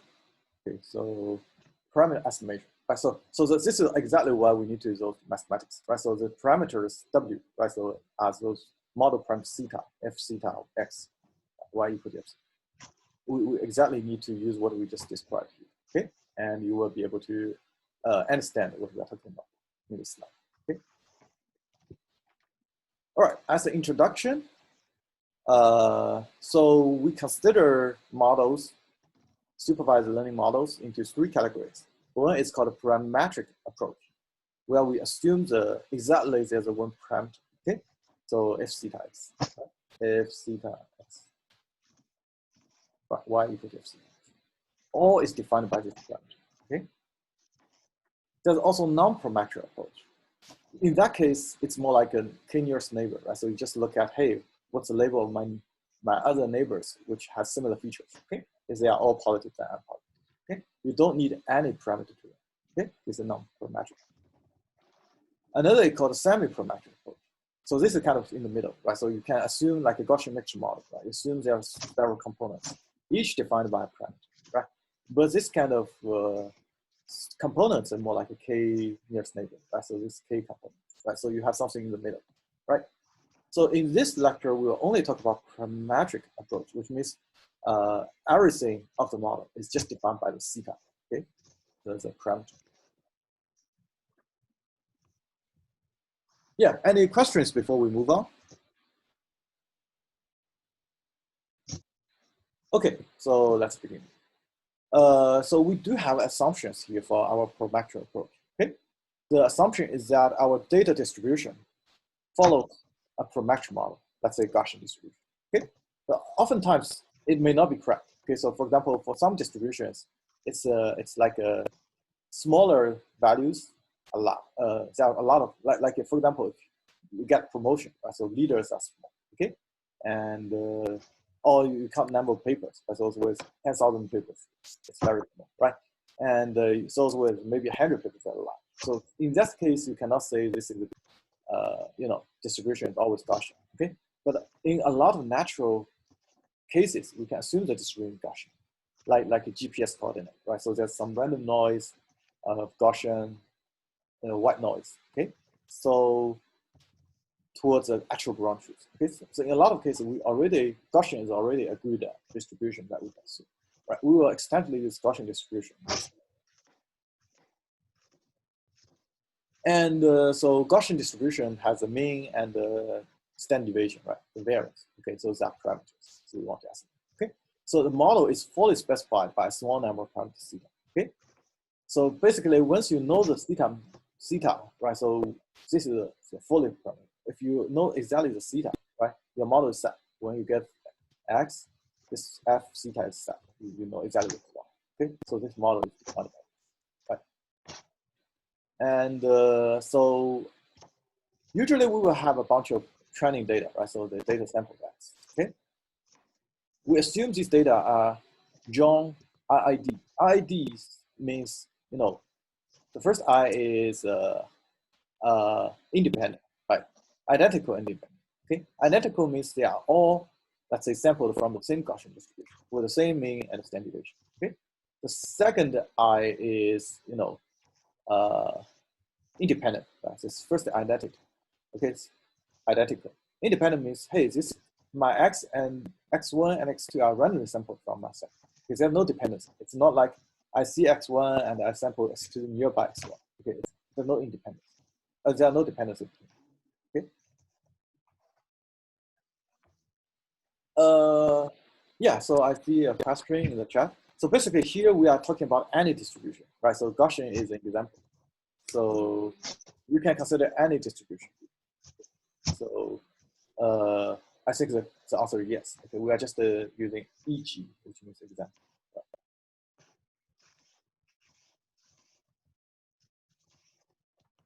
And another interesting and often true scenario is that the number of parameters independent of the sample size. Okay, so to understand this, remember we have a rectangle example in the first lecture, right? So a family car or not, right? So we have engine power and some other metrics, price maybe. Okay, and in that case, we only have engine power 1, lower bound, upper bound, price, lower bound, upper bound for parameter. No matter how many training samples you have, okay? So this is basically saying that the number of parameters of the model is independent sample set, okay? Also like the Gaussian distributions, standard deviation and the mean, okay? So only 2 for one dimension. Okay, next let's look at how we can estimate the parameters. So when we talk about estimated parameters, we are saying that, hey, I see this data, right? And I assume there's a function f. How do we find the theta that generates these x data? Okay, right, so this is what we are talking about. So likelihood estimate. Yeah. And what's the question? That is maximum likelihood estimation. Yes, this is one of the methods. Okay. Yeah. Okay, we will talk about a few. Right. So parameter estimation. Okay, so we are doing something like this. All right. So basically, we assume some parametric form. Right? So like Gaussian. Right. So for example, Gaussian distribution is if you give you the mu and the sigma. Right. So then your x is distributed most likely in the middle, around the mu. Okay. And not very likely elsewhere. Okay. So and now that you see a bunch of points, right? So now then you want to estimate what's the mean and what's the standard deviation, right? So this is estimate from your data. You see, okay? This task is called the density estimation, right? In this step, we don't have y yet. Keep in mind, we only have x. This is called the density estimation, right? So we are studying, when we're talking about y, fx, right? We are not talking about anything y yet. We are talking about x density estimation. So when we build the relation to y, we are using the density of x also. Okay, we will see that later using the Bayesian formula. Okay. So there are two approaches to parameter estimation. What's the question? Actually, our parameter estimation means that given parameters, let's have a Gaussian distribution, given a mean and variance, what is the probability of it being x being in that distribution? No. Condition. It's finding the distribution. Okay, it's not the probability in the distribution. It's like you see a bunch of points x. Okay. But then this is a little bit dense. Okay, right? This is very sparse nearby. Okay. Then you are saying, hey, what should be the Gaussian distribution here, right? It's most likely the mean is here, right? According to your data x you see. It's okay. Yeah, but I'm talking about the the second line, that the conditional probability for the parameters given theta. Don't have what is the probability? Yeah. So here it's just a notation. Okay. So this is a probability given this distribution. Okay. So this is assume that you have theta for a particular model, that's a Gaussian. How likely it will generate this x? Okay. Yeah. It's not a That's what my question. It's just a notation. Okay. Yeah. So we have a distribution. The condition on a distribution that uses theta as its parameter. Okay. Okay. One more thing question. Okay. Sir, Professor, I always have a confusion between likelihood and probability. Can you give a... it's the same thing. Okay. It's the same thing. But I have seen in the blog. Okay. But I always have a confusion between both of them. But how can I address your but here at least I tell you this is the same. Likelihood is probability. Okay. Okay. Yeah. If you have concrete examples, we can discuss later. Okay. Yeah. Well, let's say in which place you have the confusion. So right now it's not clear. Okay. All right. So yes, there are two approaches to parameter estimation. The first is like Sami said, maximum likelihood estimation, right? So basically, what we are doing is this, right? So now we have theta x, right? So this is density, by the way. We should write p, okay? Distribution of x. We don't have y yet. Okay? How the data x is distributed, right? So it's a Gaussian cluster near some point, right? And we are only modeling the data distribution of the attributes. Okay? So what we are doing is this. We see a bunch of points, just like with the cross we see before, a bunch of them, right? So then we want to find the theta that most likely generates those points. Right? So most likely generated all the points we see with these axes. These are ground truths. Okay? And then using this theta as a fixed point, so that we only stick to that particular theta that most likely generates this. And then for future use, we assume they are all following this distribution. Okay? So this is called a point estimation. So the second method is called Bayesian estimation, right? So keep in mind, so let's say if you see this data, right? So let me give you an example before, okay? Maybe you see a bunch of points here, very dense, okay? But you also see some points here, okay? It's most likely it will be generated by this distribution, right? Maybe 90%, okay? But it doesn't mean that those points cannot be generated by this distribution, right? It's just that the probability is going to be low, right? So maybe only 1%, right? But that's still 1% probability. And if we use a point estimation, we assume this particular most likely distribution, right? Which is the most likely 90%, right? So we miss this case, okay? Right? We are not considering the other possibility, right? So this is actually, Bayesian estimation is more accurate, okay? Right, so it's more like, hey, maybe majority cases they're here, then you have X, right? We are just considering the X here, right? Maybe we have another minor cases, these X sums, okay? Right. Well, Bayesian estimation assumes theta is a random variable. Okay, it's not just a one, it's the most likely value, right? And of course, when it's a random variable, you give it a distribution. Right? This distribution is prior instinct about theta. Right, how the model is looking at, right? So your Gaussian most likely near this point and unlikely to go to that point, right? So something like this, okay? And this is called a prior distribution, right? So when you use Bayesian estimation, you always need to have some prior. If you don't have prior, then probably the maximum likelihood is a good direction to go, right? A prior can happen oftentimes, right? So for example, in GPS coordinate, most likely your car is on the bank. It's not in the river, right? So you can include some prior. This is almost zero, this is very high, okay? So in real scenarios, you play with those probabilities, you can get different graphic models, okay? And so recall that we have the Bayes rule, right? So this is our Bayes rule, okay? So you can simplify this just as PX because we don't care about it. It's an observation, right? It's a fixed probability, right? We only care about whether it belongs to C1 or C2, right? So this term is the same, okay? So we only care about these two terms, okay? And usually, if we see this X, we want to assign it to the most likely class, okay? Let's say for class 1, it's 20%, class 2 is 40%, then we will go to class 2, okay? And in a lot of cases, because the probability is sum up to 1, right? So for X, right? So actually, there's one problem with maximum likelihood estimation. You think about it, maybe the most likely probability is still very low because you have so many other possible values, right? This may not be 90%. Maybe this is just 1%. It's just as the other values are maybe 0.9%. Right? So it still makes sense to just consider this, okay? But actually, this maximum likelihood estimation works pretty well in reality. So, and it's very cheap to compute. So in this class, we will consider the maximum likelihood estimator most of the time. Okay. All right. So here, keep in mind, what we want to compute is called a posterior probability, right?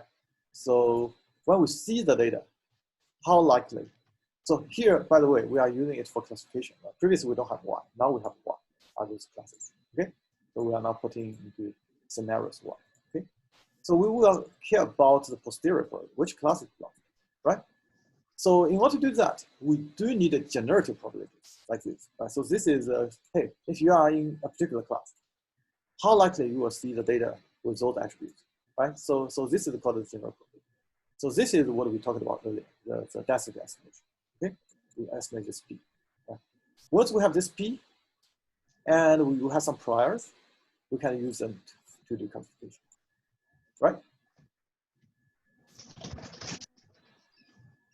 So yeah, so basically what we are doing, our parameter distribution is using in here, right? So if you are belonging to this class, you are in this Gaussian, right? So the parameter comes around this range. It's unlikely to go to that. Okay. And like this is family coverage. This is maybe the sports coverage. Right? You want to go to maybe this is the price, any powers. Okay. So this is where the distribution is. This is the price, but we do need the posterior, and then compare which class is the highest. Okay. So if we model the problem like this classifier is called a generative classifier. Okay. Because we have the generative probabilities, right? So we have a distribution of probability, and we generate this data. Okay? This is the generative probability part. Okay. Another example is, hey, we directly assume this is a function, right? This is called a discriminative classifier. We don't need to go back to those probabilities. Okay. We directly define this as a discriminative function. Okay. Of course, we can define a discriminative function using generative math. Right, so this is also possible. And the important use of going to the generative method instead of just the discriminative method is that you kind of know how a class can generate a sample. Right? So this is pretty important actually. Right? So so a lot of models are generative. One example is the PM model. Right? So in deep learning.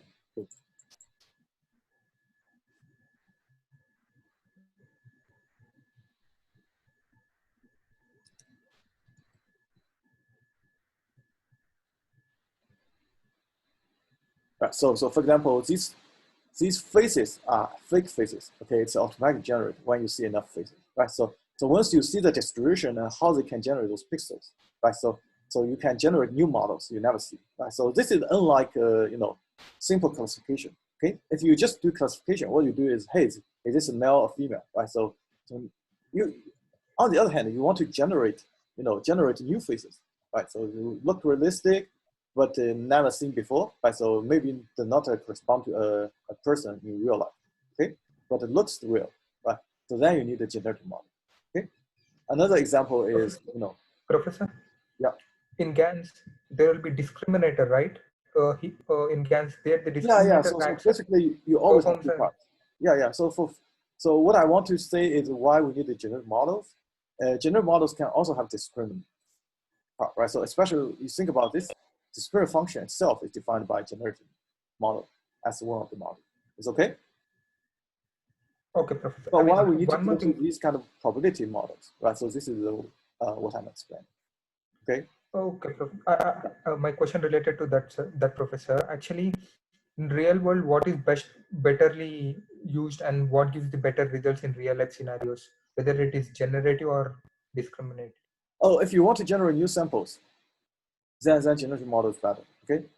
But otherwise, probably this model is not the best. Okay, you can use logistic regression. Okay, this is actually what people are using these days. Logistic regression for drug test, or So this is actually mainly for teaching you generative models. Okay, we use Gaussian distribution for P, but in real life, if you don't want to generate things, right? So then you don't really need it. Okay. So generate things, it's more like a cluster, right? You see something that is not certain, right? If you just want to classify to male and female, you don't have to go to the model, okay? Because you need to make additional assumptions like Gaussian, etc. Right? Okay. Navy space comes under generative classifier, right? What? Navy space. Namespace. Yes. What do you mean by namespace? I'm not familiar with namespace. I think namespace is some programming language concept, right? I think he means naive base, sir. Yeah. Oh, naive base. Oh, naive base. Yeah, you can think about it generative, right? It's probability, but independent. Okay. Okay, you can think about, but it's really totally independent among the attributes, right? So it's very naive, right? So because this x is x1, x2, x3, right? If you assume they are all independent, right? So which is actually not the case, right? When we assume Gaussian, it's already not independent. Okay, the Gaussian can be something correlated with correlation. We will see that later. Okay, naive base is very naive. You see. Okay, yeah. It's mostly like toy examples. So it's not really used in reality. Okay. Let me see. Yeah, so there are also other generative models. Give some examples. So BAE, I think, variational autoencoder. Right? So is another general example. Okay, so they have the generation process, and they can do something similar, right? Generate the decode and gather, so learn the distribution of the digits, etc. Okay, so how the pixels distribute. Another example is LDA. Okay. Right, so latent directional allocation. Right, so you want to say, hey, these words are from certain topics, right? But you don't know what topics they are. Right? So some are gene DNA stuff, right? So some are brain neuroscience stuff. Okay, some are computer stuff, right? So it's computer data stuff, right? So you want to have two-step process. Right? You have the prior generate the topics, then topics generate words. Okay, so there are some models that are generative, and they do, if you model the relationship, that is a major trend. This is how a graphic model works, okay? If you model the major trend, it's really holds, then your model works pretty well, okay? These days, people just leave to deep learning, okay? You don't have to design those graphic models. All right, so next is, let me see. Yeah, maximum likelihood estimation, right? The first solution, right? So remember, we have two solutions: maximum likelihood estimation and the Bayesian estimation, right? So maximum likelihood estimation is point estimation, right? We just find this particular theta that's more likely, right? So let's take a look at this problem here, okay? Again, we are just assuming x, we don't have y. We are assuming this part, how the distribution will generate data, okay? And go back to our classification example.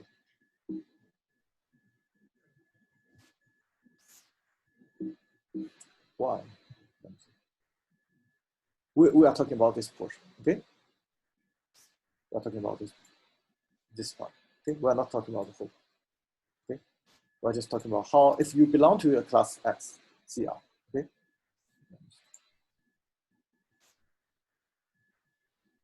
Yeah, maybe I should speed. If you belong to class CR, how likely you will see this action, right? If you belong to class CJ, it will be different, okay? Okay? We are not talking about classification yet. We are just talking about if you have a particular class which you have particular distribution, how likely you will see those actions. Okay, we are modeling only this part, right?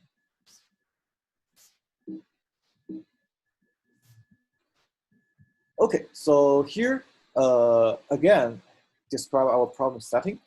Okay, we have a distribution that has theta parameter, and we want to estimate how likely is it. So this probability means how likely it will generate this data. Okay. But usually you will not just see one data, right? Your training data may have 100 data points, right?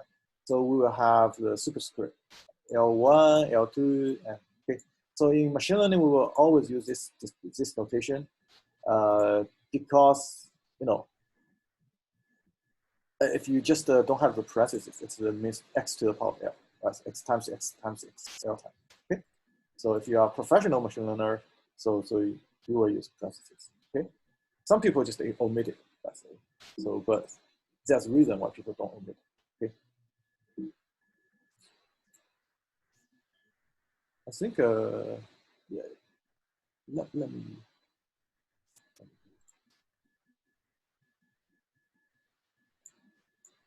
So what you do is you see this data point, right? And then you want to find the most likely theta, right? It's a reverse process. When you generate, you have the theta Gaussian distribution, you generate that.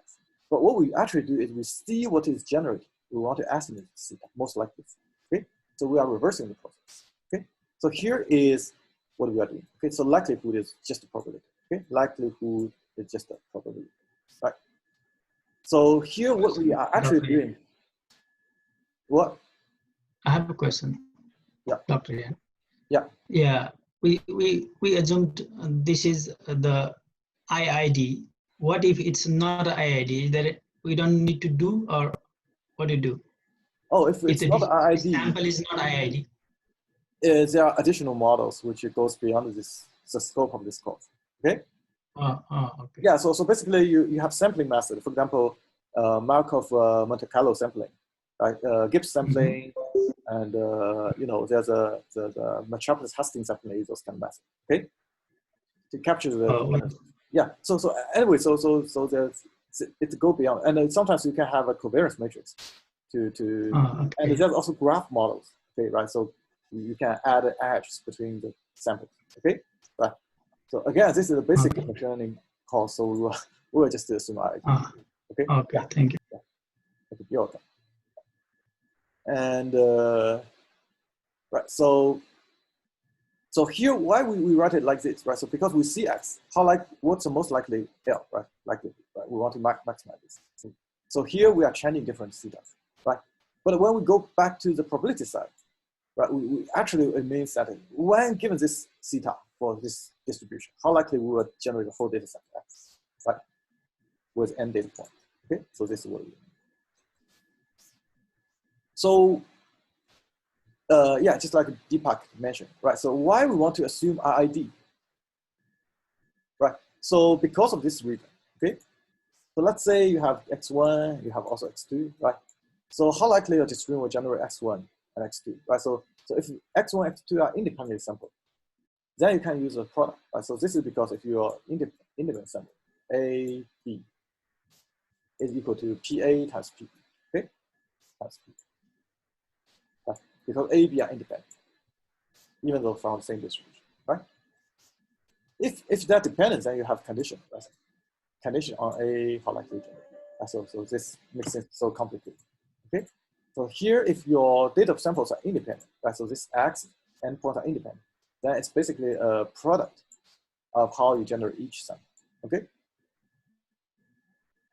So this is basically why we have this, right? Okay, so usually, you know, you think about it, each term is a function of theta, right? And then you may have another term, maybe FL1, FL2, theta. You have n f terms together. That will make your calculation crazy, okay? Why? Let's go back to this formula, okay? So let's go here.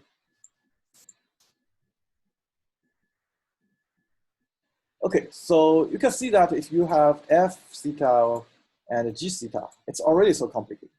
Okay, now if you have h theta, a bunch of n of them, then this is basically not easy to handle. Okay, so we do hate this kind of multiplication of probabilities, right? We want to avoid this, right? So this is so a motivation for what I'm going to show. So, okay. So how to handle this, right? So a common approach is take log, okay? When you consider log likelihood, okay, log L, okay? Then you take log of product. We know that if log AB, right? This is equal to what? This is equal to log A plus log B, okay? Then basically it's easy to handle because, you know, derivative of plus easy to handle, right? It's like a derivative to each term, okay? So we never directly work on likelihood because likelihood is a product or an item, okay? We always work with log likelihood, okay? Take log of it, okay? Natural log, okay? Because we don't want the base coefficient. Okay, so usually the notation will be something like this, right? So here, this is likelihood, okay? If you add a log, this becomes log likelihood. This is calligraphy L, right? So this is a plain L, okay? So basically this L means we take log of the origin, okay? And when you take L, the term becomes summation, okay? This is summation. If you look at it, previously it's log, it's a product of P, right? Now you take log of product P. It's a summation of log P, okay? Log A plus log B plus log C, right? Okay, now that we address this issue, right? So these terms are summed, then we can take a derivative to each item to theta, right? So this is easy to handle, okay? And given this, maximum likelihood estimation basically say, hey, I wanna maximize find the theta, right? So this is the argmax notation, right? So because given a particular theta, right? Given a particular theta, we have a particular value for this, like this is probability, right? And now we want to find maybe there are a billion theta or infinite theta, right? We want to find a particular theta that maximizes likelihood, right? This is most likely I will see this as, okay? So this is what we are trying to do. We want to find the most likely theta to see all the endpoints, okay? So here we want to change the theta, right? So that the likelihood maximizes. This is called argmax, okay? So this best theta is called theta hat, right? So this process is called a maximum likelihood estimation, okay? Estimate. So it's estimation, okay? This process is called estimation. This theta hat is called the estimate, okay? Any questions? I have a question. Okay. Dr. Yan. Yeah. Why it is called argmax? Why we don't call only max? Yeah, so only max you are not finding theta, okay? Mm-hmm. Yeah, so That means our argument is our argument is theta. Yeah, so this is functions likelihood, right? So input is theta, is okay. Mm-hmm. Output is probability, okay. Okay. Argmax returns theta. Max L returns probability. It's okay. Okay. Oh, that means with respect to the input theta. Yeah, Argmax returns input. Okay, max returns output. Okay. It's okay. Okay. Argmax means I give this theta that maximize this, but I want this theta. I don't want this maximize value. Okay. Okay. Thank you. You're welcome. Any other questions?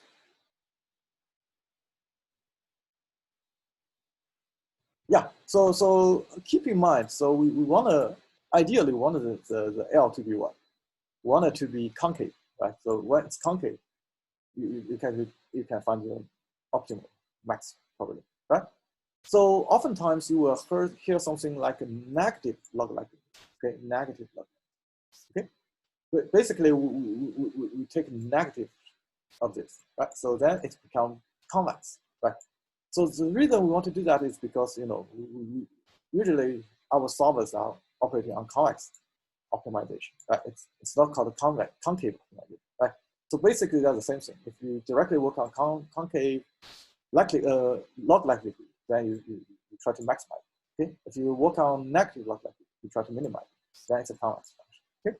You hope it's a convex function, right? If you directly work on likelihood, you hope it's a concave function. Okay. Any questions? If not, let's continue. Right. So now let's look at some examples. Right. So the first is we will consider univariate data. Right. So keep in mind, even if you univariate data, we will see multivariate calculus. Okay. Why? Because we are talking about, for example, y equal to f theta x. Here, y is actually probability, not the label. It's supervised. Okay. It's a density. That's how likely you see. Okay. So you think about it. Univariate distribution is a distribution x, okay, but like a Gaussian distribution, it's x one dimension, okay. But it doesn't mean that your parameter is one dimension, okay. But the Gaussian still have the mean and what's the shape, right? So this deviation, you still have two parameters, right? And still, when we optimize, we find the theta, right? So our optimization input is theta, not x. X is the ground truth you see, training data, right? So if you see the theta, it's still multivariate. Okay, so even in univariate examples where the distribution is relatively simple, we'll still use high dimensional calculus. Okay, not just a simple calculus. All right, so the first example, probably we only have time to go through this first example. Right, so let's try to finish this one. Okay. Right, so first is the Bernoulli distribution. And I believe we have talked about it before. It's a discrete distribution. Bernoulli trial, basically you say whether it succeed or fail, right? Succeed is 1, fail is 0, only 2 possible values. And the success probability is P, okay? We can say P1, PC1, because if you think about the succeed is class 1, fail is class 2, right? So it's P equal to 1, succeed, and the next is fail is 1 minus P, okay? And we can say, hey, our parameter is just a success probability 0, right? And we know that if you don't remember, you can go back to the previous slide, okay? Previous lecture, okay? we say that this is Bernoulli distribution form, right? So if you still don't remember, you can put 0 and 1 into X, and you see that it's really P0, 1 is P0, another is 1X.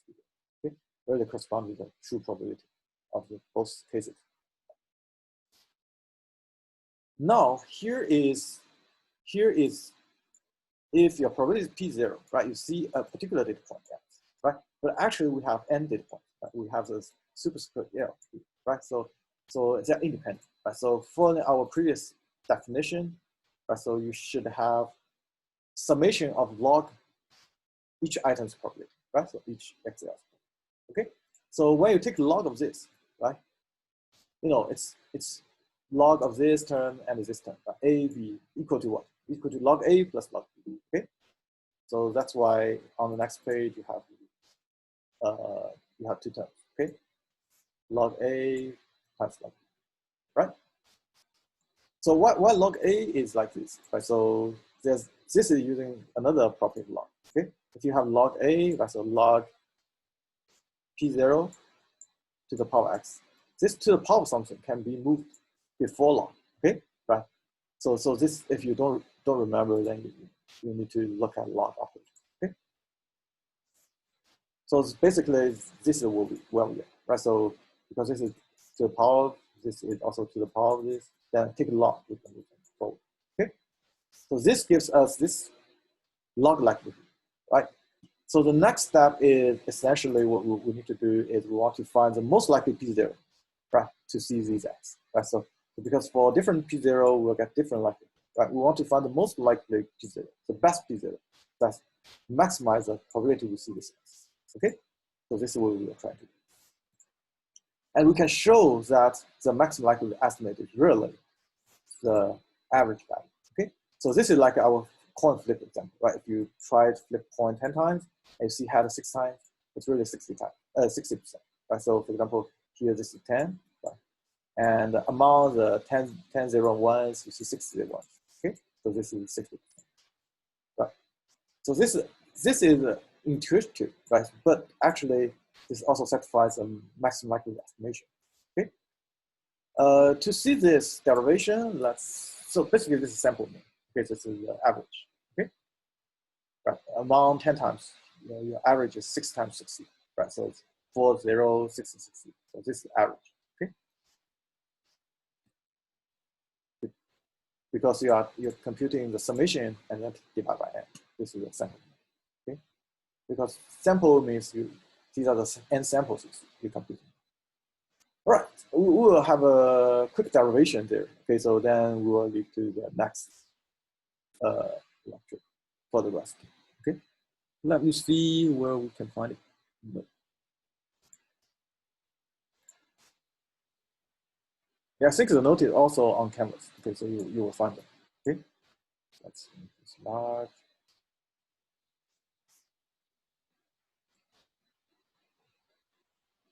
Why I cannot enlarge this? Okay. So so keep in mind, so this is where we were. Okay, right. So let me see. Maybe we don't have time to go through this calculation. Okay, next time we will see why we can achieve this. Okay, so because we only have 3 minutes, I don't want to delay the class. Okay, thank you. I think that's all for today's class. If you have any questions, please let me know. Otherwise, that's the end. Okay, so I will stay for 2 more minutes. If you have any question, you can unmute yourself and ask, or you can type on chat if you cannot, or you don't have microphone. Okay.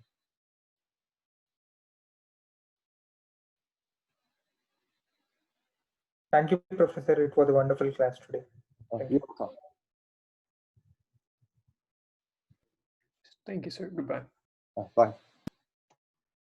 Okay, thank you so much. Goodbye. Bye.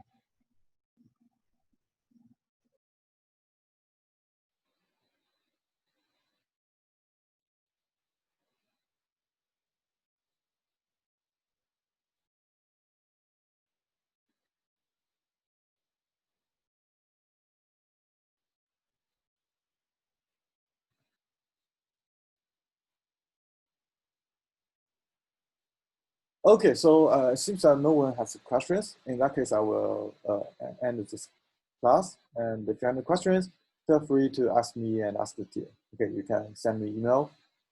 Thank you.